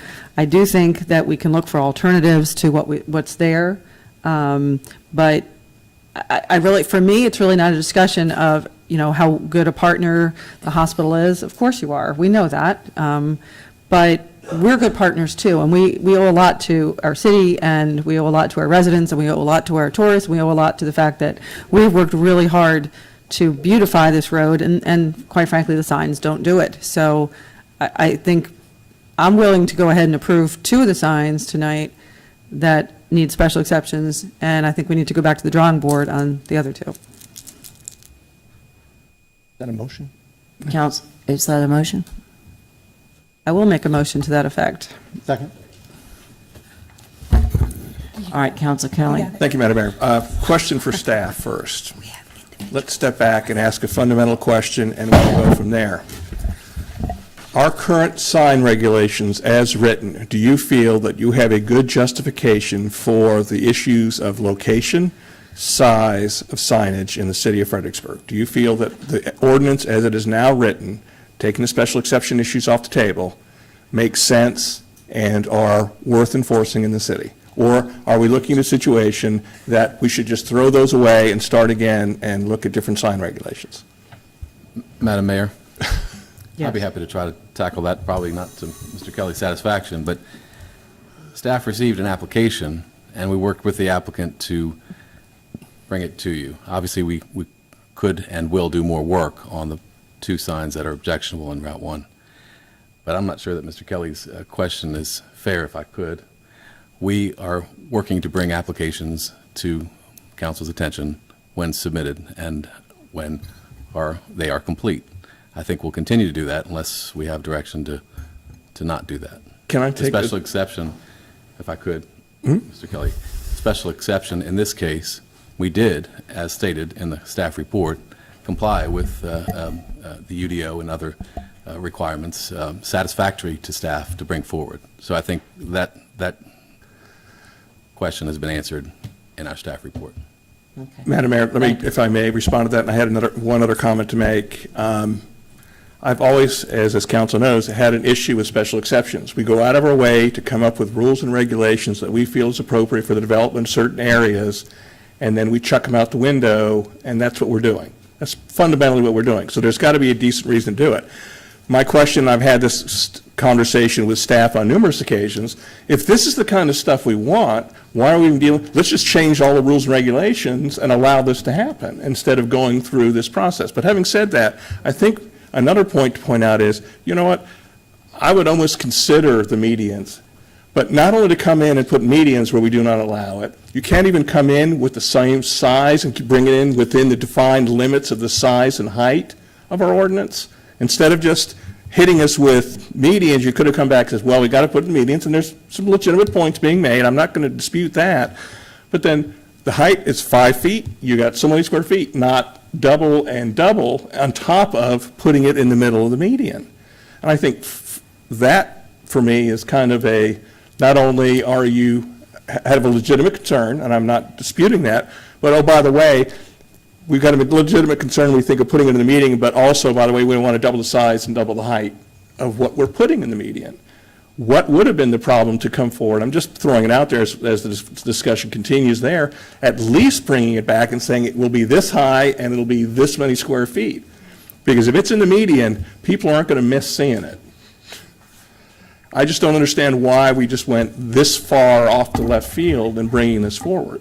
But I do think, and I do disagree with you, Mr. City Manager, that it was a legitimate question. This is a question I've been asking, and I think we've had discussions with on numerous occasions of, if the rules and regulations no longer apply or need to be changed, let's change them instead of finding ways of constantly going around and doing all these convoluted gyrations to get to this point. If we want to allow signs in the medians, let's allow signs in the medians. Instead of, okay, this group will get them, that group can't. I don't think you want to go ahead and make rules and regulations that way. That's my point. Thank you. Yes, Mr. Johnston. Thank you, Madam Mayor. I think not sure I follow exactly Mr. Kelly's line of logic there. Because we have a very large planned development medical center campus zone in place that does not front on Route 1. So we have a very large facility that has the unique circumstance of not being immediately adjacent to its primary means of access. Unlike a shopping center, which has large shopping center signs that is out on the primary road, here we have a large institutional facility that has signage provisions in the medical center campus, but it's not on Route 1, just for circumstances that were dictated by property acquisition 40 years ago. So we do have an unusual circumstance. That's the whole point of a special exception, when there are unusual circumstances that are beyond the control of a current property owner today. And so I don't think entertaining this idea, and we can certainly talk about specific numbers and fine tuning it. I certainly understand that. But I think it's either the first or second largest employer in the city that offers and as you have said, you don't want them to be functioning as a business. You want them to function as a public service. For them to be able to function well as a public service, I think signage is appropriate. Madam Mayor, can I respond to Mr. Johnson really quickly? Briefly. My last comment, I promise. Briefly. Thank you very much. If you were to go ahead and say it, because while it is a unique situation, it's not the only situation, I think, in the city you can find where businesses are not located on the major thoroughfares and therefore should have additional signage to get them there. Fine, then you can make the rules and regulations accordingly. That's great. That gets back to my main point. Why single out one and when there's others? But finally, again, what's really, to me, is, again, I think the allowable, even if the median strip, if allowable, there should be no difficulty in seeing it if it came in at the exact same size and within the confines of the thing. Every time we, the city, are asked to bend to needs and requirements, I would really like it at one point that somebody actually comes to the city and says, you know what, we think you're a great city, a wonderful city, you've got great rules and regulations, we love your plans and how you develop, how can we help develop with you and actually meet the city's goals and initiatives in putting up signage and everything else, instead of constantly coming up, again, going through all these gyrations on this project and others. And yes, it's unique, it's off the road, I understand that, but so not every single business in the city fronts the highway or a main road. Am I wrong when I say that? I've got a whole medical campus back there that technically is not on Jeff Davis Highway that doesn't have the ticket or signage. I don't know that I don't want to get involved in the back and forth with Mr. Kelly. Yes, I think we need to pull this discussion back. Councilor Fry. Thank you, Mayor Greenlaw. Mr. Jenkins, I want you to know, let me say this to you first, welcome to our world. Because we have been dealing with, real recently about signs and gateways and all of that. And I will say this, by this being a special exception, I think you just put the definition on special, literally, because I haven't heard, of a more important request, which is the hospital. Special exception, it gets tossed around for a lot of projects, but yeah, this is really special. And, I'm willing to work with you whenever it takes, to get you to this point. So I don't want you to misinterpret what I'm saying about what we're working on. And I know that you're coming in and, you have a request. And I mean, Mary Washington Hospital is important to the city. That's part of having a city. You have folks who used to live in the suburbs, as they get older and need a little bit more medical attention, they'll move closer to the hospital, So we have that, we have that here. So, yeah, I mean, it's just what I'm just want to get out to you is that, just a lot of conversations we already are having that we're working on in the city, and this kind of, it throws it off a little bit, but in the same respect, it is a special exception, and a hospital is definitely special, and we need it. So, wherever we go, I'll take your expertise and your guide on this. So I just want you to know that. All right. Yes, Councilor Duffy. But I need to pull back to the motion at some point. I will. Councilor Duffy, go ahead. Thank you. I also have concerns about the size and location. I want to know a little bit more from staff. Is it really an issue that we can't have a sign that might work on the east side of Route 1 there?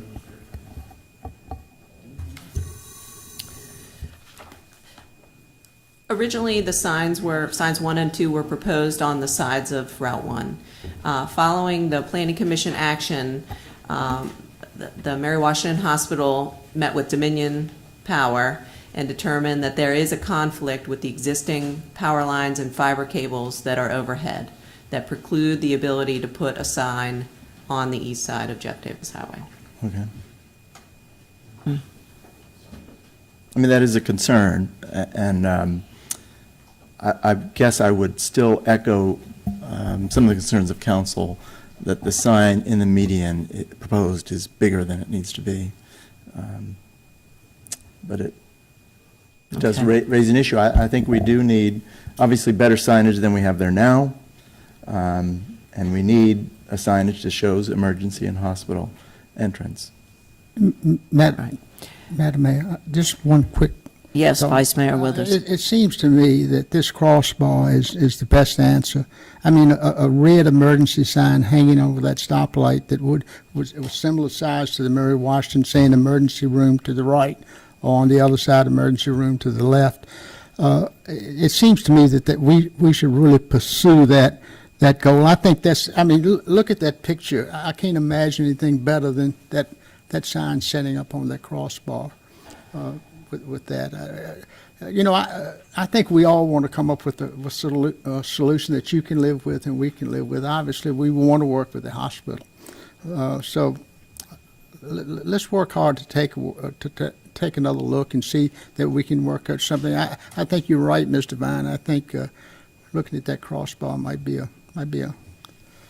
We have a motion that's been seconded, and I think we need actually to vote on each one of these items as a separate resolution. May I ask, do I need to withdraw that motion?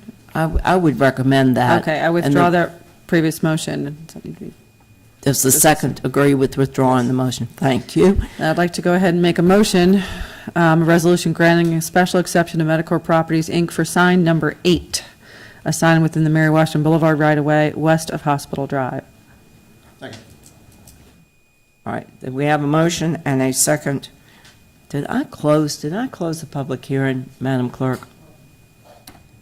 I believe you did, Melissa. Yes, you did. Okay, just want to make sure. All right, we have a resolution, we have a motion for sign number 8. Any further discussion? Please cast your votes. Motion passes 6-0. Madam Mayor, I move a resolution granting a special exception to Medicore Properties, Inc. for sign number 10 at 1400 Hospital Drive.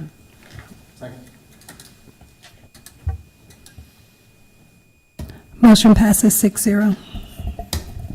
Madam Mayor, can I just go ahead and make a motion to defer action on 1 and 2 for further review?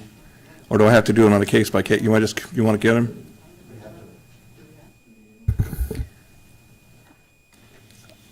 I think we need to give staff some direction, at least.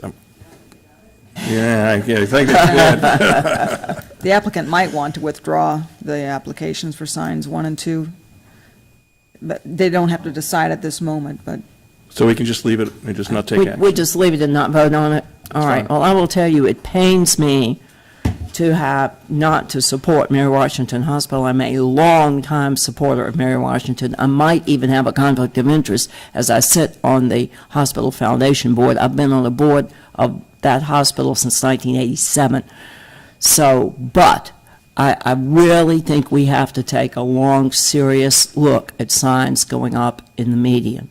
I really do. And I'm concerned about that and concerned about the size of them. And we may, if there is no other choice, we have to provide adequate signage for that emergency room. There's no two ways about it, in the hospital itself. But I will hope that we can work something out that's a little more palatable. Council Fry. Thank you, Mayor Greenlaw. I have a question now. What happens with the quote-unquote temporary sign? They stay until something else goes up. Is that correct? Staff? Is there a time limit on those? I want to be clear on that because I don't want Mary Washington to end up with not a sign at all. This is true. We don't want to be without it. We will continue to work with Mary Washington Hospital for a permanent location for their signs. Okay. Okay. Thank you. All right. Okay. Well, thank you very much. Thank you, Ms. Sherman. And thank you, Mr. Jenkins. Yeah, thank you. Have a good night. Mm-hmm. Madam Clerk, now we want to read item D, item 5E. E. Amending the 2012 lease with Medicorp Properties Incorporated to permit additional hospital identification signs in the public right-of-way.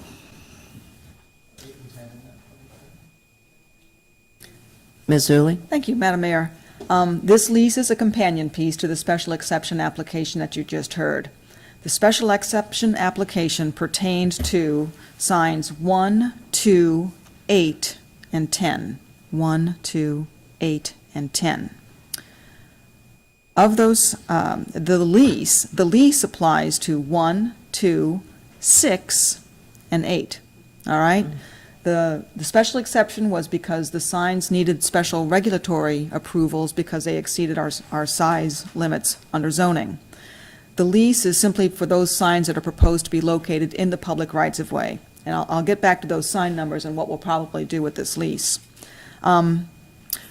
This started in 2012 when the hospital, as Ms. Sherman mentioned, wanted to put in the 2 signs in the public rights-of-way, one on Cowan Boulevard at Hospital Drive and the other at US Route 1 and Mary Washington Boulevard. The lease at that time provided that when the city designed the Mary Washington Boulevard right-of-way improvement project, we could require them to remove sign 1, which of course they did.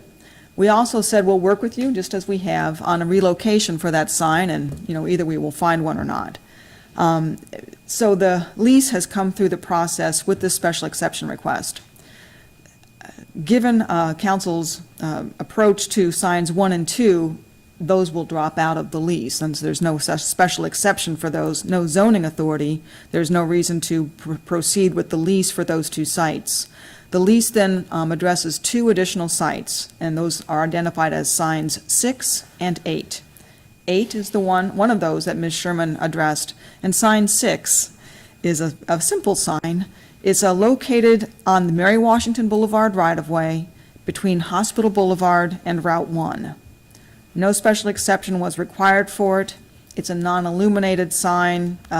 Total structure was 10 feet tall by 7.5 feet wide. It's on 2 posts.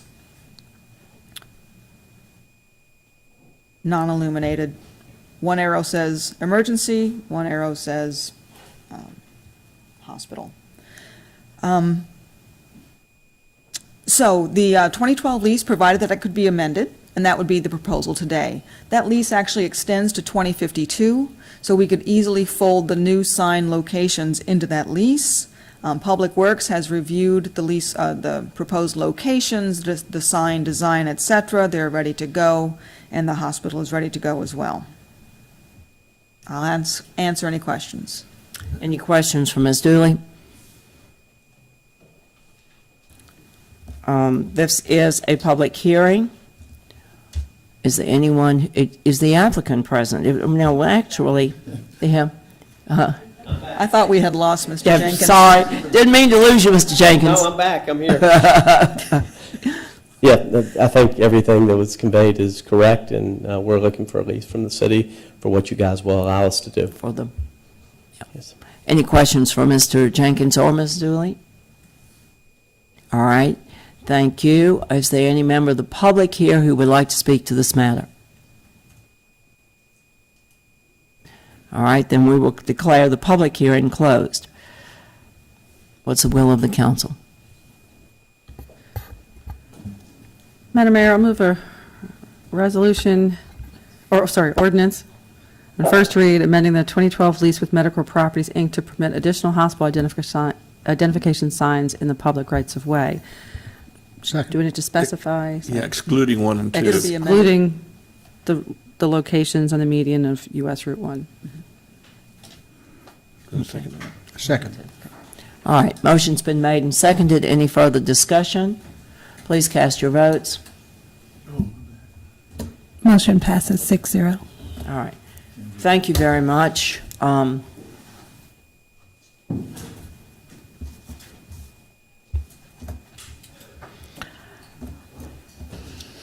Clerk, will you please read item 5F?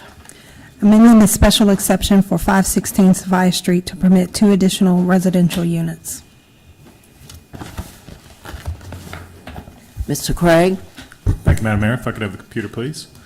This is a request from Timbernest Limited for 2 special exceptions for their proposed Riverwalk Square redevelopment project. One exception is from the general density requirements in the commercial downtown zoning district, which are 12 units per acre for townhomes and 18 units per acre for multifamily units.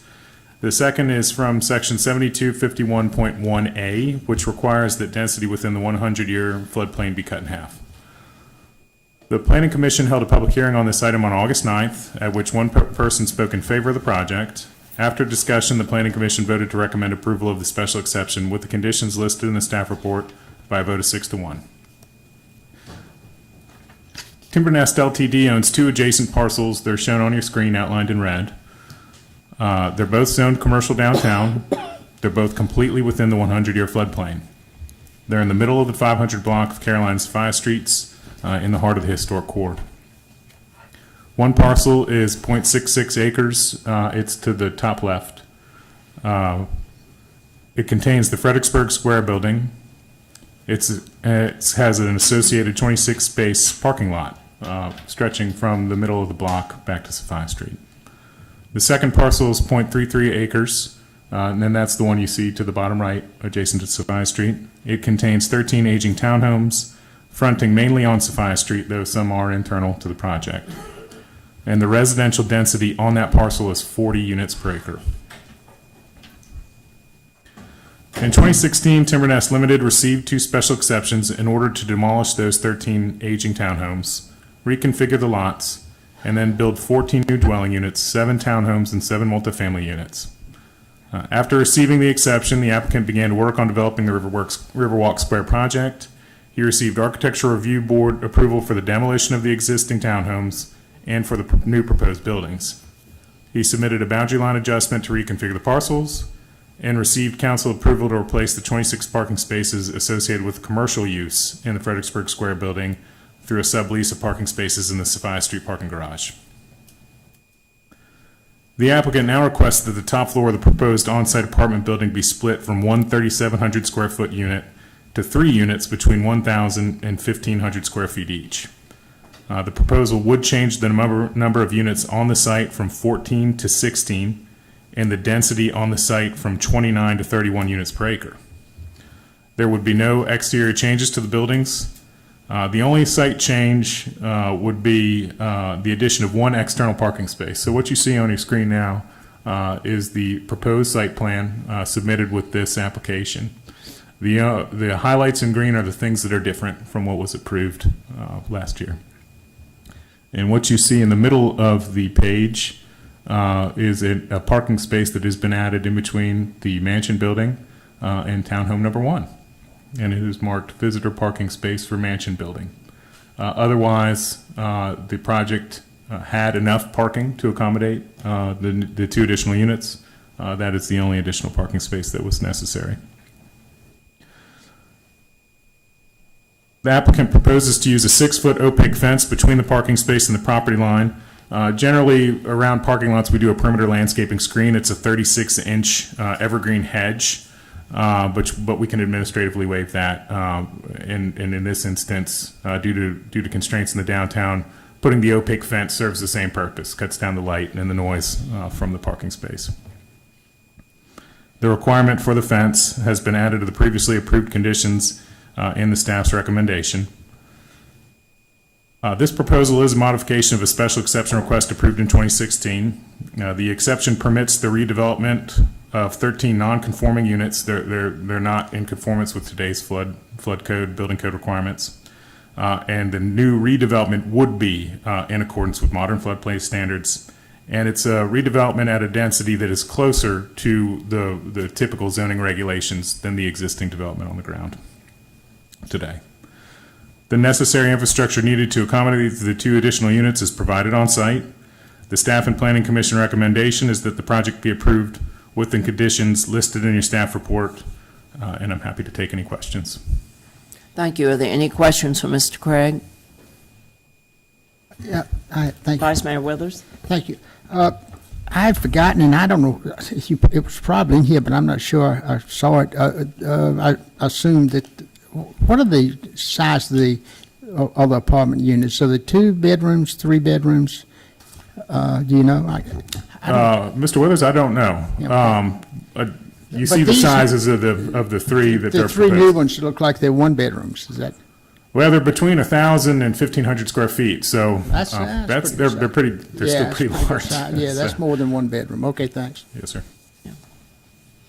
Any further questions for Mr. Craig? Is the applicant present? This is a public hearing. Is there any member of the public that would like to speak to this matter? All right, then we will declare the public hearing closed.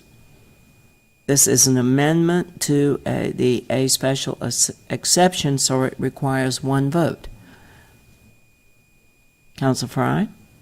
Mayor Greenlaw, I'll make the motion if, all right. Move to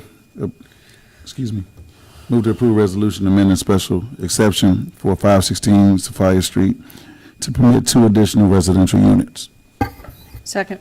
Motion's been made and seconded. Any further discussion? Please cast your votes. Motion passes 5-1. Kelly voting against. Madam Clerk, will you please read item 5G? Approving a special use permit for Red Dragon Brewery to permit additional beer production, outside service, food truck service, and a revised parking layout. Mr. Craig? Thank you, Madam Mayor. If I could have the computer one more time, please.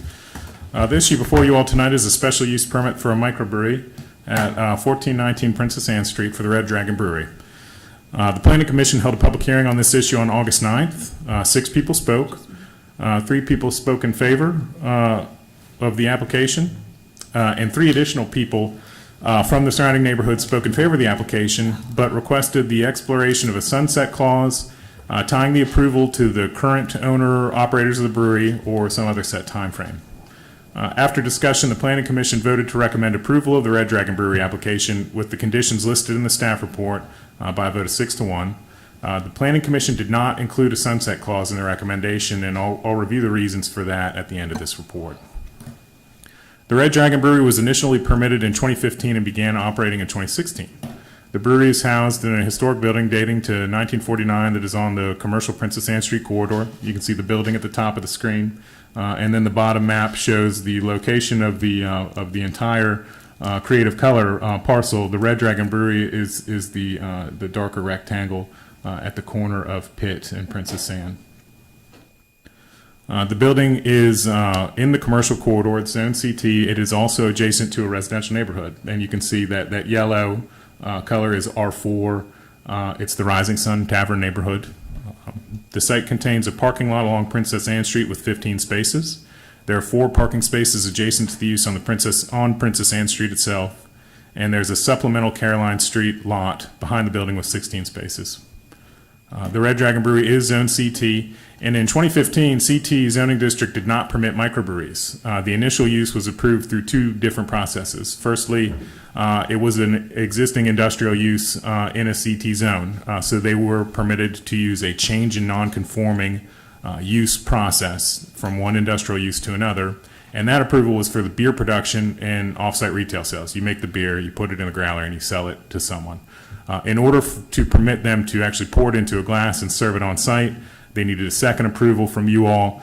It was a special use permit for on-site retail sales.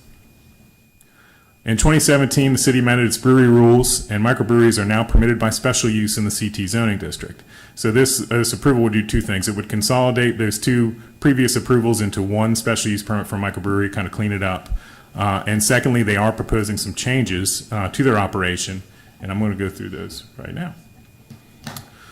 First, the applicant proposes to permit some outdoor cafe seating. The blue line, so you see the building on the left, labeled building, they occupy probably 75% of that space. That's the Red Dragon Brewery that we saw in the previous slide, right there. The blue line at the bottom, proposed outdoor seating, that's where the cafe seating would go. They are also proposing to permit and to get an area permitted that a food truck can occupy on their site. It would be a single food truck. It would be generally in that orange area that's shown there, though in a conversation with Mr. Withers, I had already clarified with Dan and Tom, the two applicants, that they don't intend for the truck to sit outside the parking spaces. It will be within those two parking spaces. It'll be a single truck. It will only be on site when the brewery is open. The applicant would widen the sidewalk in front of the food truck area to ensure there's sufficient room for pedestrians and customers to occupy that public space. They will not remove the trees. The trees will remain. No outdoor music is permitted, not around the cafe seating, not from the food truck. That is just a straight condition that's proposed here. The applicant has proposed to modify their hours of customer service inside the building. So that's probably the best way to explain it. So in that building, in that picture that you see there, that's the tap room. That's their main commercial component of their business now. Inside that tap room, their hours would expand from 9 p.m. to 10 p.m. Monday through Thursday, from 10 p.m. to midnight on Friday and Saturday, and from 6 p.m. to 10 p.m. on Sunday. The proposed outdoor seating would be limited to 9 p.m. Sunday through Thursday and 10 p.m. Friday and Saturday. So that's when the seating areas close down and are brought inside, though the tap room on the weekends may stay open a little bit later. Food trucks are only permitted to operate until 9 p.m., then they have to leave the site. There's no storage overnight or anything like that. What you see on the screen now is a comparison of the different sets of conditions on the two previous approvals. What's going to change, what's not going to change. This information is all in the staff report. I'm going to try to generalize it real quick. The facility's beer production rules would be amended by this approval. Currently, there's a limit on the amount of time the applicants may brew beer a week and how many barrels a year the applicant can produce. These limits originated with the original change in non-conforming use. There was an existing industrial use operating. One of the stipulations for that process to change one use for another is that it's not going to be operating longer. So we put this limit of 54 hours on the Red Dragon Brewery, and it was in order for that approval to be able to survive a legal challenge. It was a quirk of the change in non-conforming use process. Approving this use through the special use permit process would permit the removal of the limit on brewing hours, and that would allow them to normalize their brewing operation in accordance with state and local standards. There is a limit on production provided by the state ABC and in our local zoning ordinance. For microbreweries, it's 10,000 barrels annually. So this would let them brew on Sundays or whatever additional hour they wanted to do and brew up to 10,000 barrels annually. Several production-related conditions are proposed to remain in place, and these would capture any of the externalities could be associated with the brewing process. There's no exterior lighting permitted on Pitt Street. All brewing, bottling, and packaging will still be required to take place within the building. They can't bring a canning truck into the parking lot and just chunk in the parking lot. That is not permitted. Trucking and loading hours will remain the same as previously established. Trucking may only occur at the Princess Anne Street loading dock and only between 8 a.m. and 6 p.m. Monday through Friday and 8 a.m. to noon on Saturdays. The UDO sets evaluative criteria for special use permits, including compliance with the city's vision, the comp plan, and the UDO, and harmony with existing neighborhoods. The vision in this area is for commercial businesses to be part of the revitalization of Princess Anne Street, and that these businesses operate in a lower intensity manner. The UDO also lists potential impacts. The mitigation of these impacts can be used to measure the potential intensity of a use. And that's what we listed on the screen are major potential impacts from the use. And we've also listed the conditions that are also included in staff recommendation that are designed to mitigate any potential impacts of the Red Dragon's current use and of their expansion. Firstly, there's sufficient access to the site from Princess Anne Street, and there is sufficient parking for the use. With everything all totaled together, they are required to have 14 parking spaces. Rearranging the parking lot to put the food truck in and accounting for all the parking that they have access to, they will have access to 33 parking spaces. The noise and light of on-site sales and customers is limited by conditions. On-site alcohol sales are limited to beer produced on-site. This is probably the most important condition. It was, I think let's see if we wrote it in there. It originated with a special use permit. This cannot become a bar. It can't serve liquor. The Red Dragon Brewery may only serve the beer that they make on-site. That's a powerful protection. There's no outdoor music. We talked about that. The limits on food trucks and on cafe seating tie those two things to a certain place and certain hours that are limited. And again, there's no lighting on Pitt Street. Beer production is all required to be indoors, and we've talked through kind of the limits on trucking and deliveries. We've crafted conditions laid out in the recommendation, and you can see them on the screen, and the portions in italics are just the origins, whether they're new, whether they're modified from the special use permit, or whether from the change in non-conforming use. And we've used these to create an operational box around the proposed brewery use. The approval of the special use with these conditions would allow Red Dragon's expansion, and it would add sufficient operational regulation that would mitigate potential impacts on the neighborhood. And this was the crux of the discussion with the Planning Commission. Section 7222 6F of the UDO states that the City Council may revoke a special use permit at any time following a public hearing upon finding that the permittee has failed to comply with one or more terms of such permit or to comply with any other provisions of this chapter, which I think means the zoning ordinance. Both the staff and the Planning Commission recommend approval of this special use permit based on the finding that these 10 conditions that we're putting on this use ensure that the use operates in harmony with the other uses along Princess Anne Street corridor, both commercial and residential. And I'm happy to take any questions. Any questions for Mr. Craig? Vice Mayor Withers? Thank you, Madam Mayor. Mr. Craig, would you stick your schematic up there showing the seating and the food truck? Yeah. Yes, sir. I just see 8 parking places there after the food truck is gone. Now, I know there's some marked spaces down in the loading dock area. What happens to those spaces when the trucks go in and out? The trucking hours are opposite operational hours, so that the two facilities aren't the same. You know, the loading dock can operate. I thought they looked like they overlapped to me. 4 to 9, 4 to 10, 11 to 10. Oh, that's outdoor seating. But and the trucking can come until 6. Is that correct? Okay, so yeah, I see what you're saying. There is somewhat of an overlap, 6 to 4. Okay. Yes, sir. It's just unusual to see parking places in a loading ramp. Yes, sir. Usually that's reserved for parking places. Another thing that I don't quite understand is the loading ramp fronts, on the building fronts on that ramp is not a part of the building where the beer place is, or where the tap room is, or the business is. This building shows about 6,400 square feet, yes, sir. And yet we're saying that it's only 30-some hundred feet being used. Yes, sir. How much space is leased in this building? And the applicants are here for this one, good, and I can let good, them answer that. good. It's based on some walkthroughs of the building we did during the original inspections. That loading dock, you do have to go through a portion of Creative Color to get your stuff in. So they don't lease that? I'll let them ask what their Okay. relationship is. Okay. Yes, sir. Okay. You know,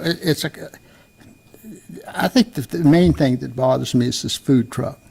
You know, you and I had a long discussion about that today, and I know a lot of breweries are going to food trucks, but most breweries aren't on our corridors downtown. We just went through a corridor discussion on signs, and now we're talking about putting a food truck on one every day, all day. You know, that's a problem for me. But anyway, I'll get into that later. All right, The question, I think you've answered the questions that, and you've got, well, again, I'd like to know about the square footage. I think that's my main. Well, the applicant will have a chance to speak, and you'll have a chance to ask him a question. Council Fry, do you have a question for Mr. Craig? Yes. Yeah, I have a question, and I also have I'll start with a quick comment, then I have a question. First, I want to say, when the Red Dragon first, years ago, when they first came in, I remember we had the discussion about barrels, And I also remember a lot of concerns came in from the neighbors. And at that moment, I was like, I can't support this, but I remember helping with the barrels, like hoping that the business would grow. So it's kind of it was a toss up for me for the concerns of what it would bring. But I do want to say, before I ask my question, coming down Princess Anne Street is like it's alive now when you come to that area. So I just wanted to say that it brings some life. And before Red Dragon, the conversations we had about beer drinking was kind of crazy at that particular moment. I mean, what was going on Princess Anne Street? Because we had late night meetings in here, about some other places around that area. So I do want to say Red Dragon, and when I don't know if it was boards on the windows or what it was at that time, but when it all came down, it revamped Princess Anne Street for what everybody was talking about Princess Anne Street should be. But now to my question, Mr. Craig. On the delivery time, I was taking a look at that. Now, in this area now, and I have my job. I'm on a delivery truck. What protects the applicant with like traffic delays and so on and so forth? Because this was becoming a highly populated area. It's rough for traveling. It's rough for deliveries. So what happens, if this truck comes in after 6 o'clock, and it's out of the applicant's control? Like, what do we have that protects the applicant, who's paying for this delivery, but yet the truck can show up at 6:30?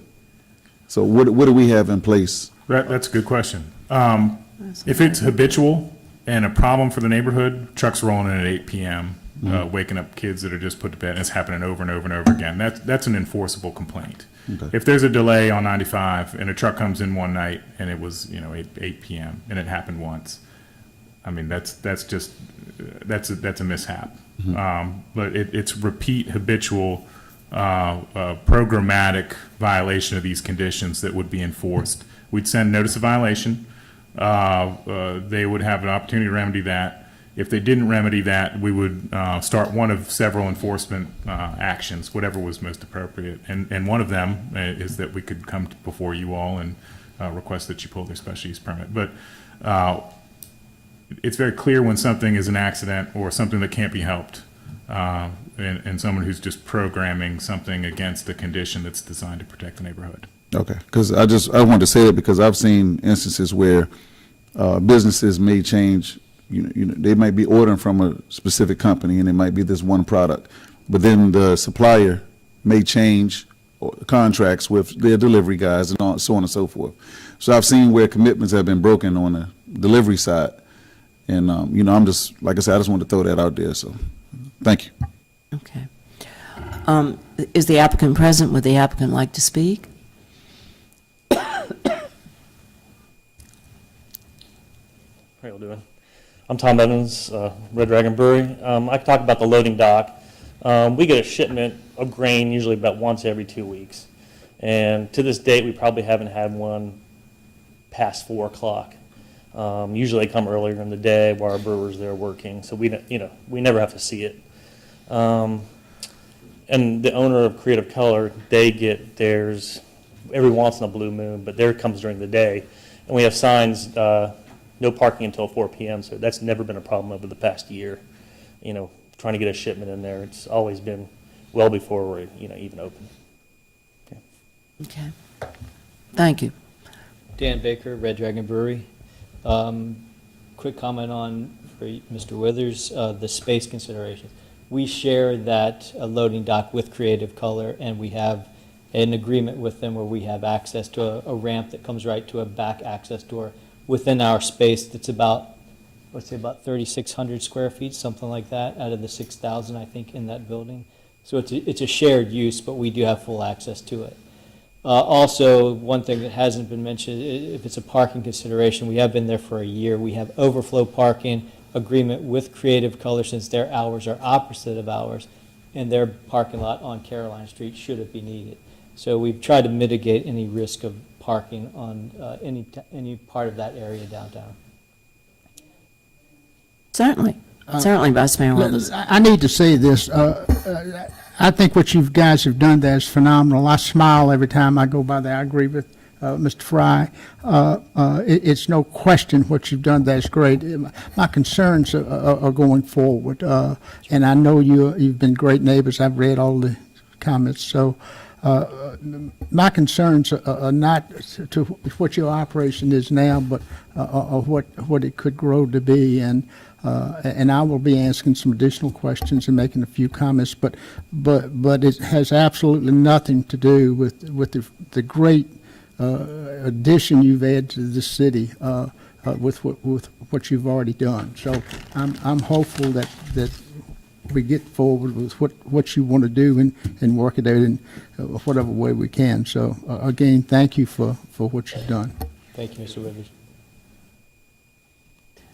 Any further questions for the applicants? Thank you. Thank you. Is there anyone here who would like to speak to this matter? Any member of the audience? I think we wore them all out. I will declare the public hearing closed.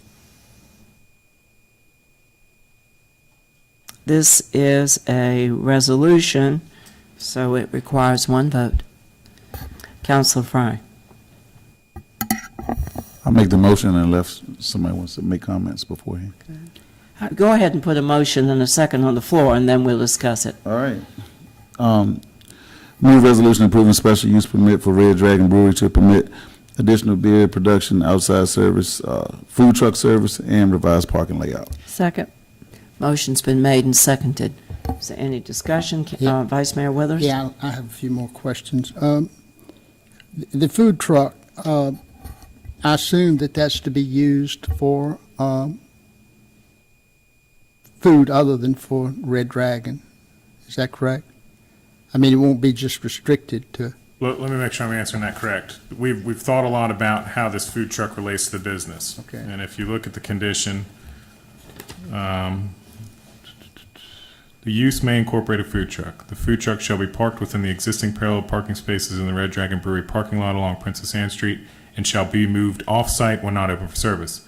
The food truck shall be parked to ensure the safety of customers, pedestrians, and motor vehicle traffic. The food truck shall operate no earlier than the general hours of service for the microbrewery and no later than 9 p.m. on any day of the week. So, but if I were to drive by and park, but they're going into the Red Dragon establishment, I could buy something? You could. Are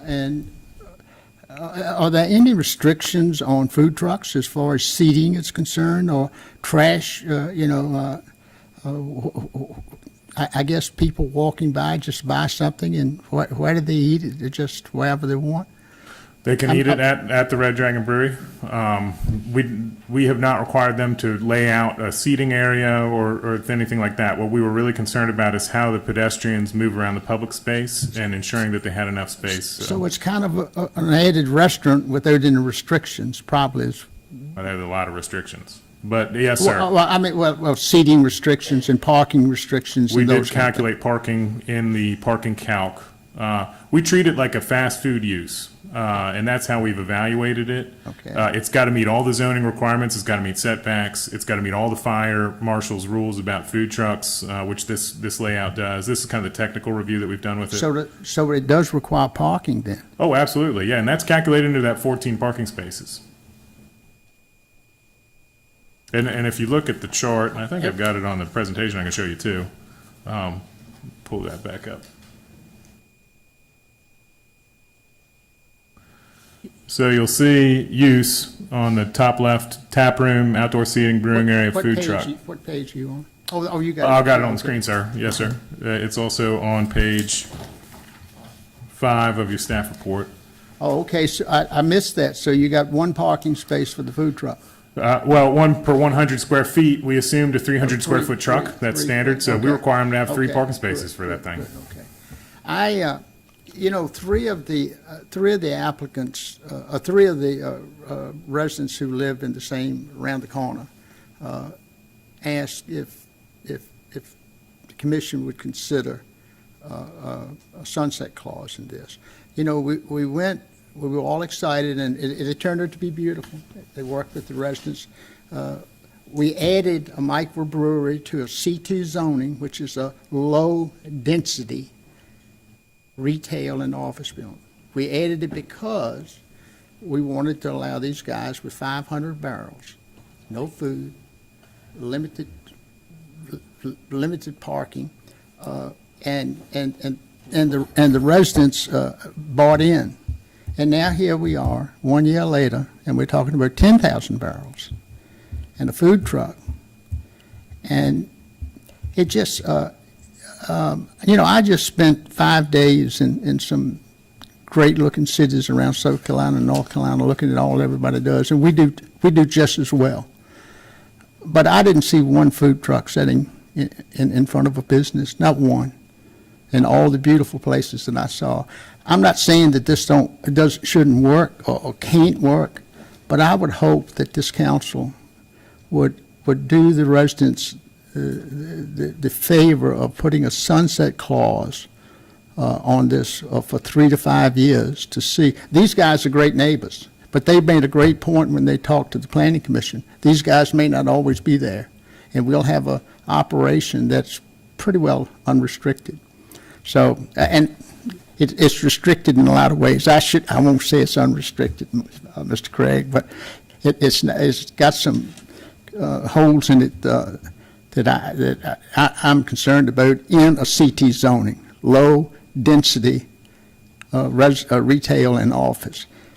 10,000 barrel operation is not that. But anyway, if the motion stands as without a sunset clause, I will vote against it. But it's not against anything that's already there, I can tell you, and what you've already done. So, thank you. Councilor Devine?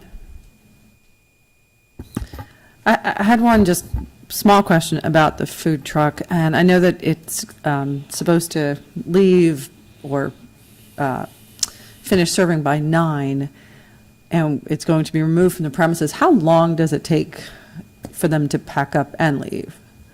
Do you have an estimate on the time of that? Okay, I guess I'm just wondering, because are they running a generator while they're, like, is there noise associated with their production until 9, and then after that it would be quiet? I guess I'm just trying to figure out how much time there would be that kind of noise in the neighborhood.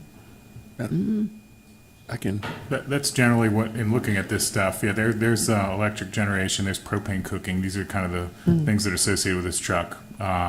Really there's no need to stay on site after you're done. That's why we picked 9 p.m. These are kind of the thoughts that went into it. We're real conscious of the noise and the light from the truck. And the idea here is that at 9 or very soon after, the truck would be packing up and closing and leaving the site. That's roughly what I was going to say. Essentially, I'm thinking about the Dutchland or the truck that's at the farmer's market. I've never noticed any noise, to tell you the truth. All right, well, if I was just going to, Mr. Withers, I don't know if you wanted to add something to the motion. Did you want to add, or are you just going to? Turn his mic on. I'll make a friendly amendment that we add a sunset clause, 3 to 5 years, whatever. I was just going to, rather than voting against it, I don't know if you wanted to. I would prefer to do that. Thank you for recommending that. I would certainly prefer not to vote against it. So I'll say 5 years, sunset clause, 5 years. It's a friendly amendment. Is that accepted? Is it second? Do I need to change the motion? No, just accept it. Yeah, I accept it. I accept it. Oh, I'm sorry, Mr. Fry. And Yeah, thank I you. accept the second. And the second accepts. Mm-hmm. We have a little bit of a problem with the sunset clause because it devalues our business. If somebody were to come in and want to purchase our business, God forbid someone has the Tom or myself, we're talking a 3-month process to come back here. That would be 3 months worth of revenue that whoever our purchaser would not be able to benefit from. In addition to that, a process of approval also has the potential of denial, which means somebody may back out of a business deal as a result of that sunset clause. So that is devaluing our business pretty dramatically. So we are adamantly opposed to a sunset clause. Thank you. That makes sense. Well, And just a Councilor point. Kelly wanted to say something. Two things. I want to talk to that and one other. Having gone to and I realize in the older cities of the South, it might not be food trucks, but right now, everywhere else in the country, they're turning into be the rage of things. And frankly, most of the breweries around our area now have food trucks, and now they really don't make that much. There's not much noise coming out of them. There's no heavy generators or anything else like that. They cook. When they're finished, they close the gate, they get in the car, and they're out of here. I do, if I can make a compromise of a compromise, I do agree with what the Planning Commission came up with. It's a special use permit. If something goes awry, we can pull the permit anytime we want. If we want to do something for the deference of the neighborhood, we can say, staff, we would like you to, after a year, meet with the neighborhood and go over any concerns and stuff that they have and bring them back to council, and we can discuss it with the applicant. Because again, if something really goes off the deep end, we just pull the SUP and it's done with. So we don't even have to wait 3 to 5 years to do that. If this goes sour within a year, boom, it's gone. You don't have to wait that long. But I think it would be nice if you at least put something in there, because I do like, one of the great aspects of this project, which I really enjoyed participating in and some others did here too, is the fact that they sat down with the neighbors and everybody talked it through and we got to this point. And I think we can keep that kind of spirit if we say to staff, let the neighborhood know that after a period, let's don't even wait 3 to 5 years. Say within a year, we're going to sit down with the neighborhood as a city and say, let us know what you have. If you got little concerns, we can work out and tweak it out with the owners. But again, if it goes south, we just pull the permit. We don't have to wait any period of time.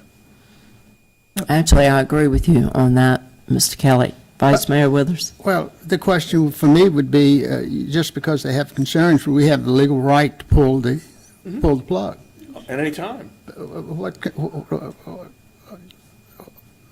If they on a regular basis keep the food truck open to 10 o'clock, then we have a right to pull it. Well, okay, all right. All right, we have. Let me pull my motion. I'm going to pull my second motion. You're going to withdraw your amendment? Withdraw it, yeah, because it's obvious. I don't think this council is ready to do that. Okay. So I'll just vote against it.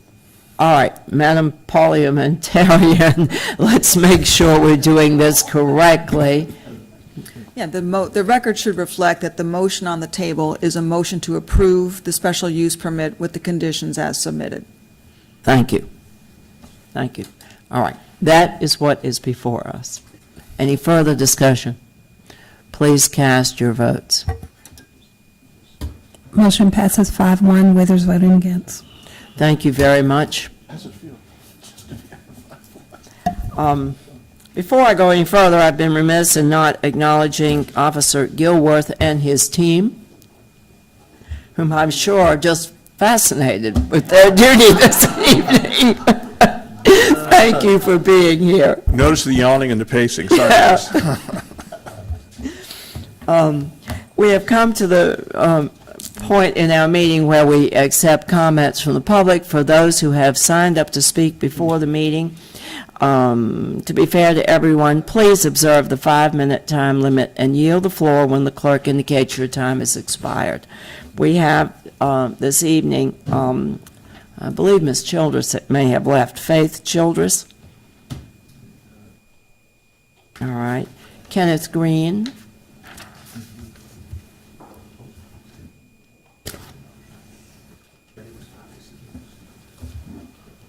Good evening, Madam Mayor. Good evening, Council. I'm just going to be a 4 year. I know it's 5 minutes. I'm going to try to use 4. Because here we go again. I'm just going to get to the meat of the subject. It's about this taxi cab situation again. We had a meeting with Chief Nye, and we came up with a resolution that everyone would be more simpler if every taxi company can charge the way they're going to charge, but let the city, they said they want to let the city know how we're charging. So that's what we thought we was all in agreement with. And I don't know if Chief and I had a chance to bring it before you all yet. But anyway, that's what except one, I guess, taxi service, I guess they wanted to do meters or something, but everybody else agreed with, hey, we're going to charge how we charge, and we just going to let you know how we are charging the people so you'll know how the public is charging. And the reason that I'm here on that subject again, because here we go again, they're asking for our taxi manifest and taxi logs again, and we gave it to them about 2 years ago, and nobody did nothing with it. We never got no results from it. Again, the ball got dropped once again. So we was wondering why you're asking for something that we already gave you that you never did nothing with the first time. And the reason we keep doing this is because they keep talking about the price for the people in the city. If we thought we was in agreement that everybody was going to charge whatever method they're going to charge, and just let the city know how we're going to charge, so that we all in accordance with that. Because the problem is why we keep having a big issue about it, because the city pays us, the taxi cab, the least amount of money out of anywhere we go. We can go to Stafford, Spotsylvania, from out of the city, and you get paid more than you get paid from the city. And it seems like it's like the city is the thorn in our side or behind it every time. We keep coming to this resolution. The public is not complaining. It's the taxi company, and we keep coming back talking to the city about it. So we're saying that, hey, we all know how we charge on the method. Like some go by the zones, some want to use the meter, some don't. Some want to use the actual app that's showing the actual mileage and all that. So we all spoke with the chief. We had a meeting with all the companies, came to the table, and we all agreed on that we're going to charge on whatever method that we charge. It was told to us that as long as you let us know how you're charging.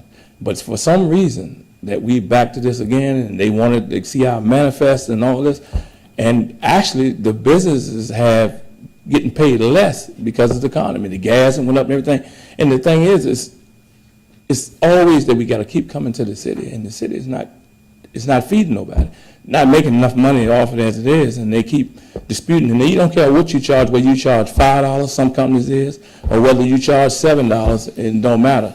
If a person's going to pick who they want to ride with regardless, so it doesn't really matter. If you set it at $8, if they don't want to ride with this person or ride with that person, they're still not going to ride with them.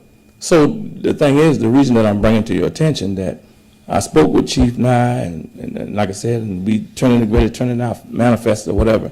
But I just hope that the council take that in consideration, that if every company is charging in which means they are charging, and as long as they let you know and it's fair across the table, it's more simpler for us than have to keep coming back trying to resolve an issue that is already pretty much resolving itself. So it's just wasting y'all time that we got to keep coming back in here. Thank you, Mr. Green. Thank you. J.C. Law. It's J.C. Law. I stay on Maui. I got an idea for that slavery auction block over there. Y'all can stick an umbrella on it and use it for a seat to make up for the bench that they took away from in front of the visitor center. Thank you, Mr. Law. Does any counselor wish to remove anything from the consent agenda? Madam Mayor, move the consent agenda is submitted. Second. Please cast your votes. She did. Motion passes 6-0. Thank you. I should have explained that Counselor Ellis is unable to be here this evening due to a business commitment. Item 9 is we have 4 sets of minutes: August 8th, public hearing; August 8th, regular session; August 22nd, public hearing; August 22nd, regular session. Are there any additions or corrections to the minutes? I'll move the minutes as submitted. If we need to go back to item 7 when you get a second. Ooh, I sure do. Second. Second. Mhm. Please cast your votes. Motion passes 6-0. I did indeed entirely omit the council agenda. Let's go back to item number 7. Does any counselor wish to add anything to the agenda? Yes, Mayor Green, I would love to. We're giving you a few looks, Counselor Fry. Well, Is that the Mr. Kelly look, or is that a new look? I'm the one that's going to. All right, Mayor Green, I would like to add an item, murder-free Fredericksburg / Mayfield. All right. Anybody else wish to add an item? All right, that will be item 7A. Council Fry? Thank you, Mayor Greenlaw. And first, I want to say, I think everybody knows we had a murder, which happened in the city, and it happened in Mayfield. That's why I said / Mayfield. First, I want to say, to the family and everybody, rest in peace to the young lady. Senseless death. I don't get into the policing part of it, of course, but it's terrible, when somebody's life is taken like that. And I want to reiterate, like I do every time, there's a formula that the city provides. The gun turn-in, the gun give-back. The give-back is an event once a year in December. The door is an open-door policy. So I want to say, whoever's listening, spread it like a rumor. We take weapons. All you got to do is call us. We take weapons. If there is an individual in your family, in your house, or whatever the case, a friend, or whatever it is, if you feel that there's a weapon that a person shouldn't have, it's not anything about gun rights. It's about, what's right and what's wrong. And if you feel like, that a weapon needs to be removed, contact the city, call 911, call the sheriff department, call the police department. Reach out to us, and we have a proven formula. And I think over the last 3 years, if I'm not mistaken, we've collected over 125 weapons. And funny, and I'll do this criticism type thing real quick. It's funny how when you have these type of crimes, we get all the media in the world. They want to come to good old Fredericksburg to talk about who got killed, who got shot. I don't hear much about the fact that we have an option to get a weapon that could possibly prevent this. You can't stop folks from doing bad things, but I wish, the same way in 20 minutes they can have a helicopter here pretty much, but they can't put a story out or a 10-second clip and saying, hey, if you have a weapon that you want to get rid of. And I'm saying that, and I mean, I don't care how it's taken because it's real, and it's a shame, on that. So I just wanted to say that. And there's something else that happens when this type of stuff happens, and I'm going to touch base on it real quick. And in little intermissions here while we were sitting here tonight, I just wrote down a few things. Actually, it came out. It came out to be a kind of a lot of things. And as a community, and I'm saying Mayfield tonight because this is where these things are happening. And I'm a resident of Mayfield, proud of it. The visual that folks get, or they read, and you read, you process information. I want to just quickly, as quickly as I can, I want to give everybody a run through, and it's just what I wrote. So I'm just putting it out there real quick, and I'm gonna throw some names out there, and I don't have any permission, I don't have no copyrights, I don't have anything. I'm just throwing out some information, and I'm going to start by saying this, and this is solely about Mayfield, and it's just names and things that I wrote down. Gina Thompson, they had their group perform at the Mayfield drill team performed at their Fox 5 the morning thing that we did, the zip trip. I'm just going to touch base real quick. Gina Thompson, educated in the city for years, lives in Mayfield. Like I said, I don't have permission, or I haven't talked to any of these people. She runs the Mayfield drill team voluntarily after work to get these little kids in the community something positive to do. Now, from her 9 to 5 or 8 to 4, she's a disciplinary figure in the school. She turns that around at 4:30 in the evening and makes it fun time, out of her own time. So I'm just going to rip through some names.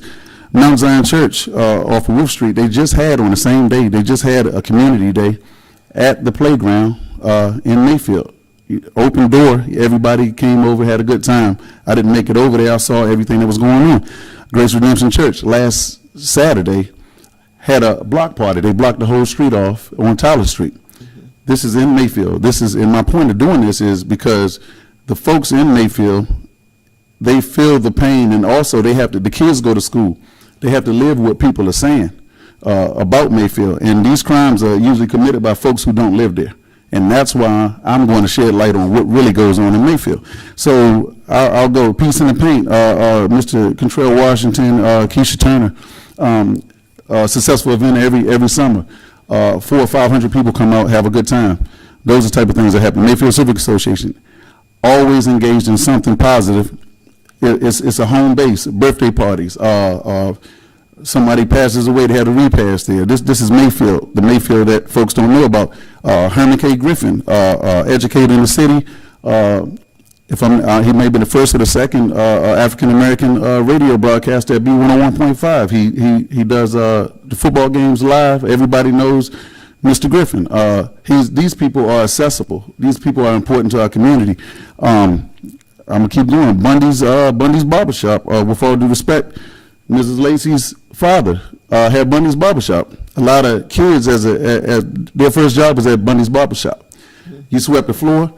You got some gum off the bottom rack and a soda out the refrigerator. This is Mayfield.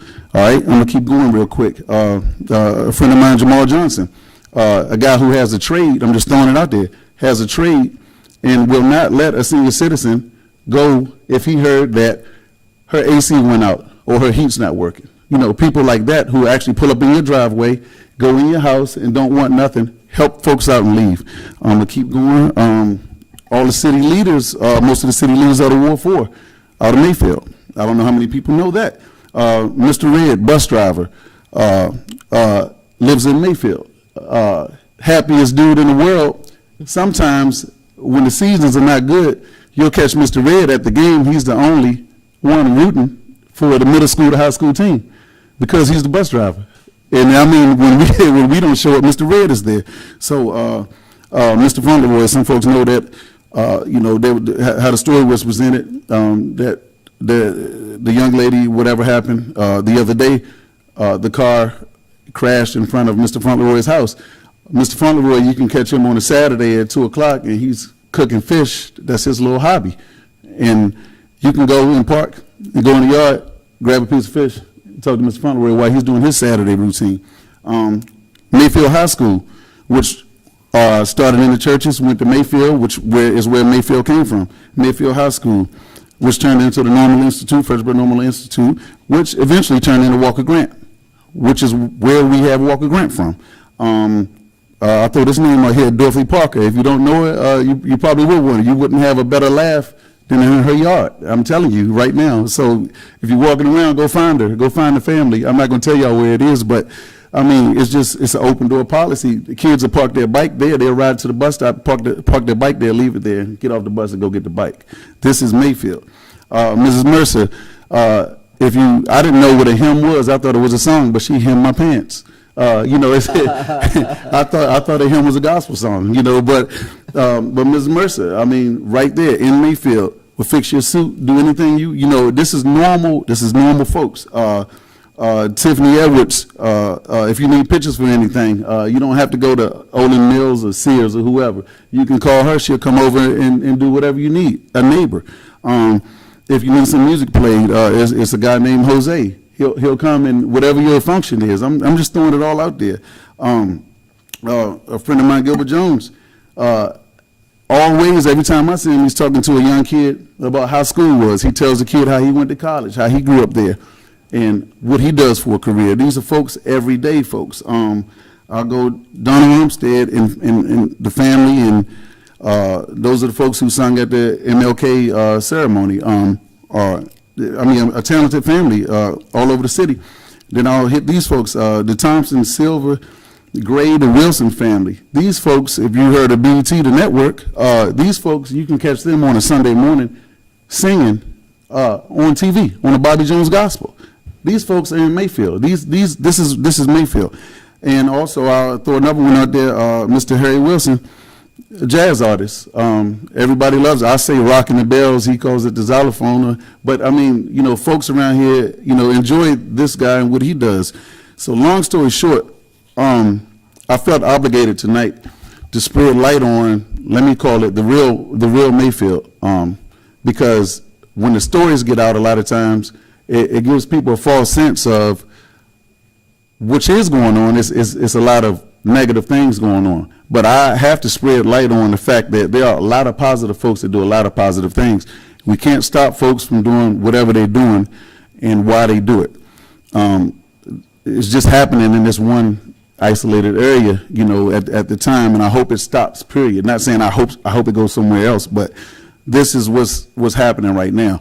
But it's not fair in a sense to the real folks, everyday folks who are always doing things. And I know I kind of went on for a while, but I thought it was important to shed light on the reality and what we don't see, you know, because, you know, it's difficult for an individual to go to work, to grow up, to do things, and, you know, are labeled based on what they heard.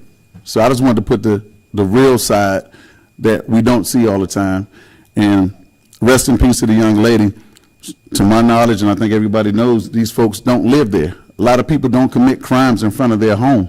You don't disrespect grandma's house, and so on and so forth. So, you know, that's just what really happens. We had recent shootings over the last couple of years. I've been going off about it.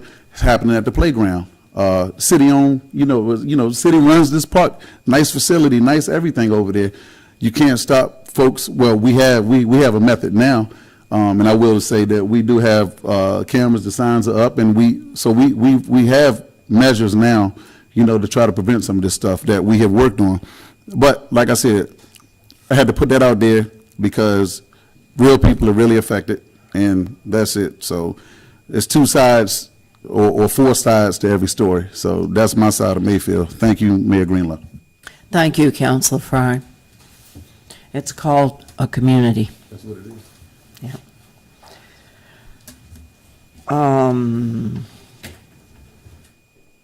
Now we're back to item 10, the Recreation Commission appointment.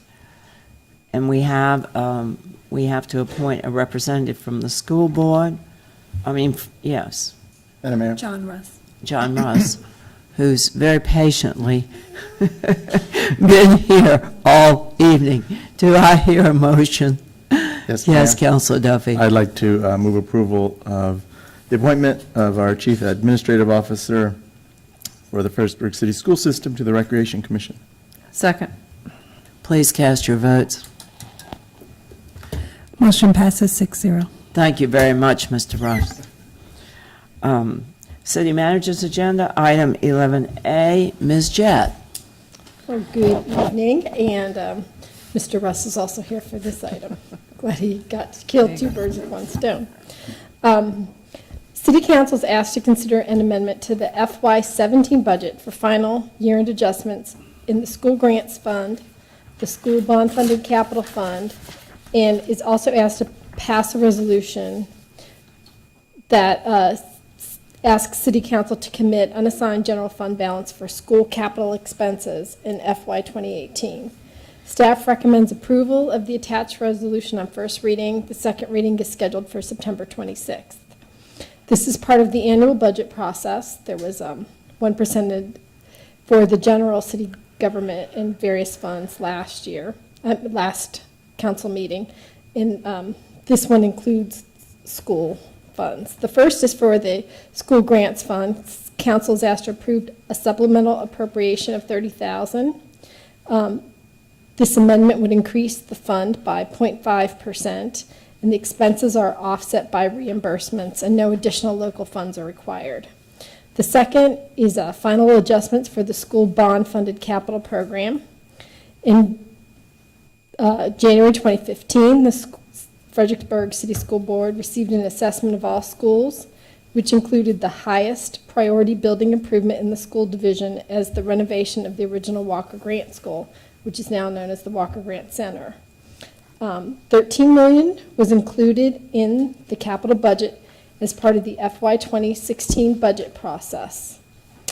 The city then, in October of 2015, adopted a resolution authorizing the school board to enter into a comprehensive agreement with First Choice for the design and construction of the project based on a proposal of $12.5 million. The city also issued bonds in January 2016 through the Virginia Resources Authority to fund the $12.5 million PPA project and for capitalized interest during construction. The project costs increased, requiring a supplemental appropriation of approximately $250,000 in the school bond-funded capital fund for the original Walker Grant Center. This is a 2% increase of the original project estimate, and the additional costs are the result of additional roof repairs identified during construction and asbestos abatement and monitoring that exceeded the original scope of the project. If you have additional questions regarding the construction project, Mr. Russell is here to answer them. We're also asking that the City Council commit $410,000 of unassigned fund balance in the general fund to the school capital projects for use for this project in FY18. The FY16 budget identified the source of funds as $13 million in bond proceeds. However, the amount deposited into the project fund was $12.5 million. Staff is proposing the use of $90,000 in interest earnings in the project fund and $410,000 in general fund balance as a source of funds for the FY18 expenses. The appropriation of these funds would be included as part of the annual rollover budget amendment that typically occurs in December or January. And then this action will close out the project. I'd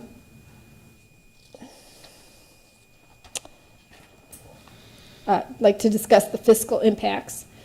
Again, this resolution will increase the school grants fund by $30,000 by recognizing additional grant revenue, and no local monies are required. Secondly, the resolution will increase the appropriation in the transfer to capital line in the general fund by $250,000. The source of funds is real property tax revenue. Actual property tax revenue exceeded budget estimates by approximately $779,000 or 2.6%. This resolution amends the budget to recognize an additional $250,000 of revenue to balance the budget entry. In the capital fund, the resolution increases the appropriation for the Walker Grant Center project by $250,000 to $13.25 million, which is an increase of 2%. The additional expenses in the school bond fund and capital will be funded by the transfer from the general fund. Additionally, $410,000 of unassigned general fund balance will be committed for use in 2018 for the project costs not covered by bond proceeds or interest earnings. Council Kelly. Thank you, Madam Mayor. I do have one question, and surprised to hear either this has to do with the Walker Grant project. Surprised to hear that asbestos came as somewhat of a surprise and an additional cost.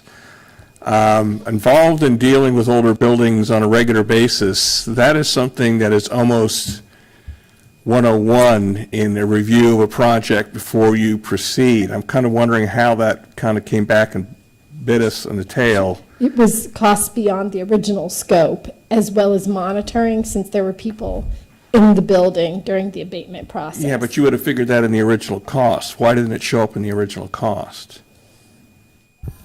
I mean, I deal with this on a regular basis. I know it's involved in it. This should not have come as a shock and should have been part of the original bid. I'm not going to hold anything up. I'm just curious on how that happened.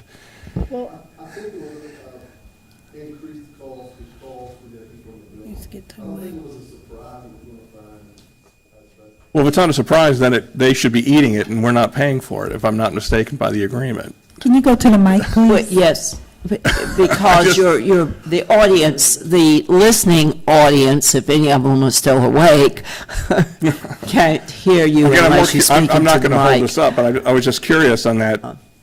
Again, I know what's involved in it, and I know what you have to do, and I know what the costs are. Right. And I think so it shouldn't have been a big issue. There's a difference between taking it out and taking it out when other people are in there. That's the only explanation I have. Okay, I'm just surprised. Frankly, if I would have basically said this is something that should have been part of the original agreement, should not have come as a surprise, and you guys put the bid in, this should have been part of that cost, and I don't know, I'm not going to hold it up, but this is something they frankly should have eaten. I understand that. Any other questions for Ms. Chad or Mr. Russ? Okay, thank you. Thank you. Thank you. I believe council does need to make disclosure. Yes, I'd like to make a disclosure. Oh, thank you, Councilor Duffy. Thank you. I just want to state that I am an assistant principal at Walker Grant Middle School in the city school system, not the same building, obviously, but I am able to participate in this transaction fairly, objectively, and in the public interest. Thank you, Councilor Fry. Thank you, Mayor Greenlaw. Read my disclosure as well. My spouse is an employee of the Fredericksburg Public School System. I am able to participate in the transaction fairly, objectively, and in the public interest. Thank you. This is a first read resolution. What's the will of the council? Councilor Kelly? Madam Mayor, I'm going to vote for this, but if we could get a little bit more detailed explanation on exactly what happened with that, that would be nice. We'll be glad to do that. Thank you. Okay. Madam I need Mayor, a motion. I'll move first read, amending the fiscal year 2017 budget for final adjustments for schools. Do we have a second? Second. Thank you. Please cast your votes. Motion passes 6-0. Item 11B, Ms. Dooley. Madam Mayor, items 11B and 11C C. will come back to City Council on September 26th for the work session. Thank you. All right. Well, that brings us to our fiscal year 2017 preliminary year-end financial report. Mr. Whitley? Yes, ma'am. Good evening, Madam Mayor, members of City Council. I'm very pleased to bring you some preliminary results for fiscal year 17. Overall, the situation is very stable, and we had a very good budget year. So fiscal 17 includes July of 2016 through June 2017. It also includes the 45-day accrual period for both revenues and expenditures that represent fiscal 17 activity. So it really kind of goes through mid-August. And Fiscal Affairs has been working to examine and record entries for the departments. I would note that these results are very preliminary. They are subject to change. The auditors, in fact, are here this week to continue their field work on the audit. And the CAFR, Comprehensive Annual Financial Report, will be brought forward to Council in December or early January at the latest. So overall results are stable and reflective of good local economic conditions. Revenues overall, $89.87 million, is an increase of 2.41% over the prior year. Expenditures overall at $91.14 million, also an increase over the prior year of 0.74%, so 0.75%.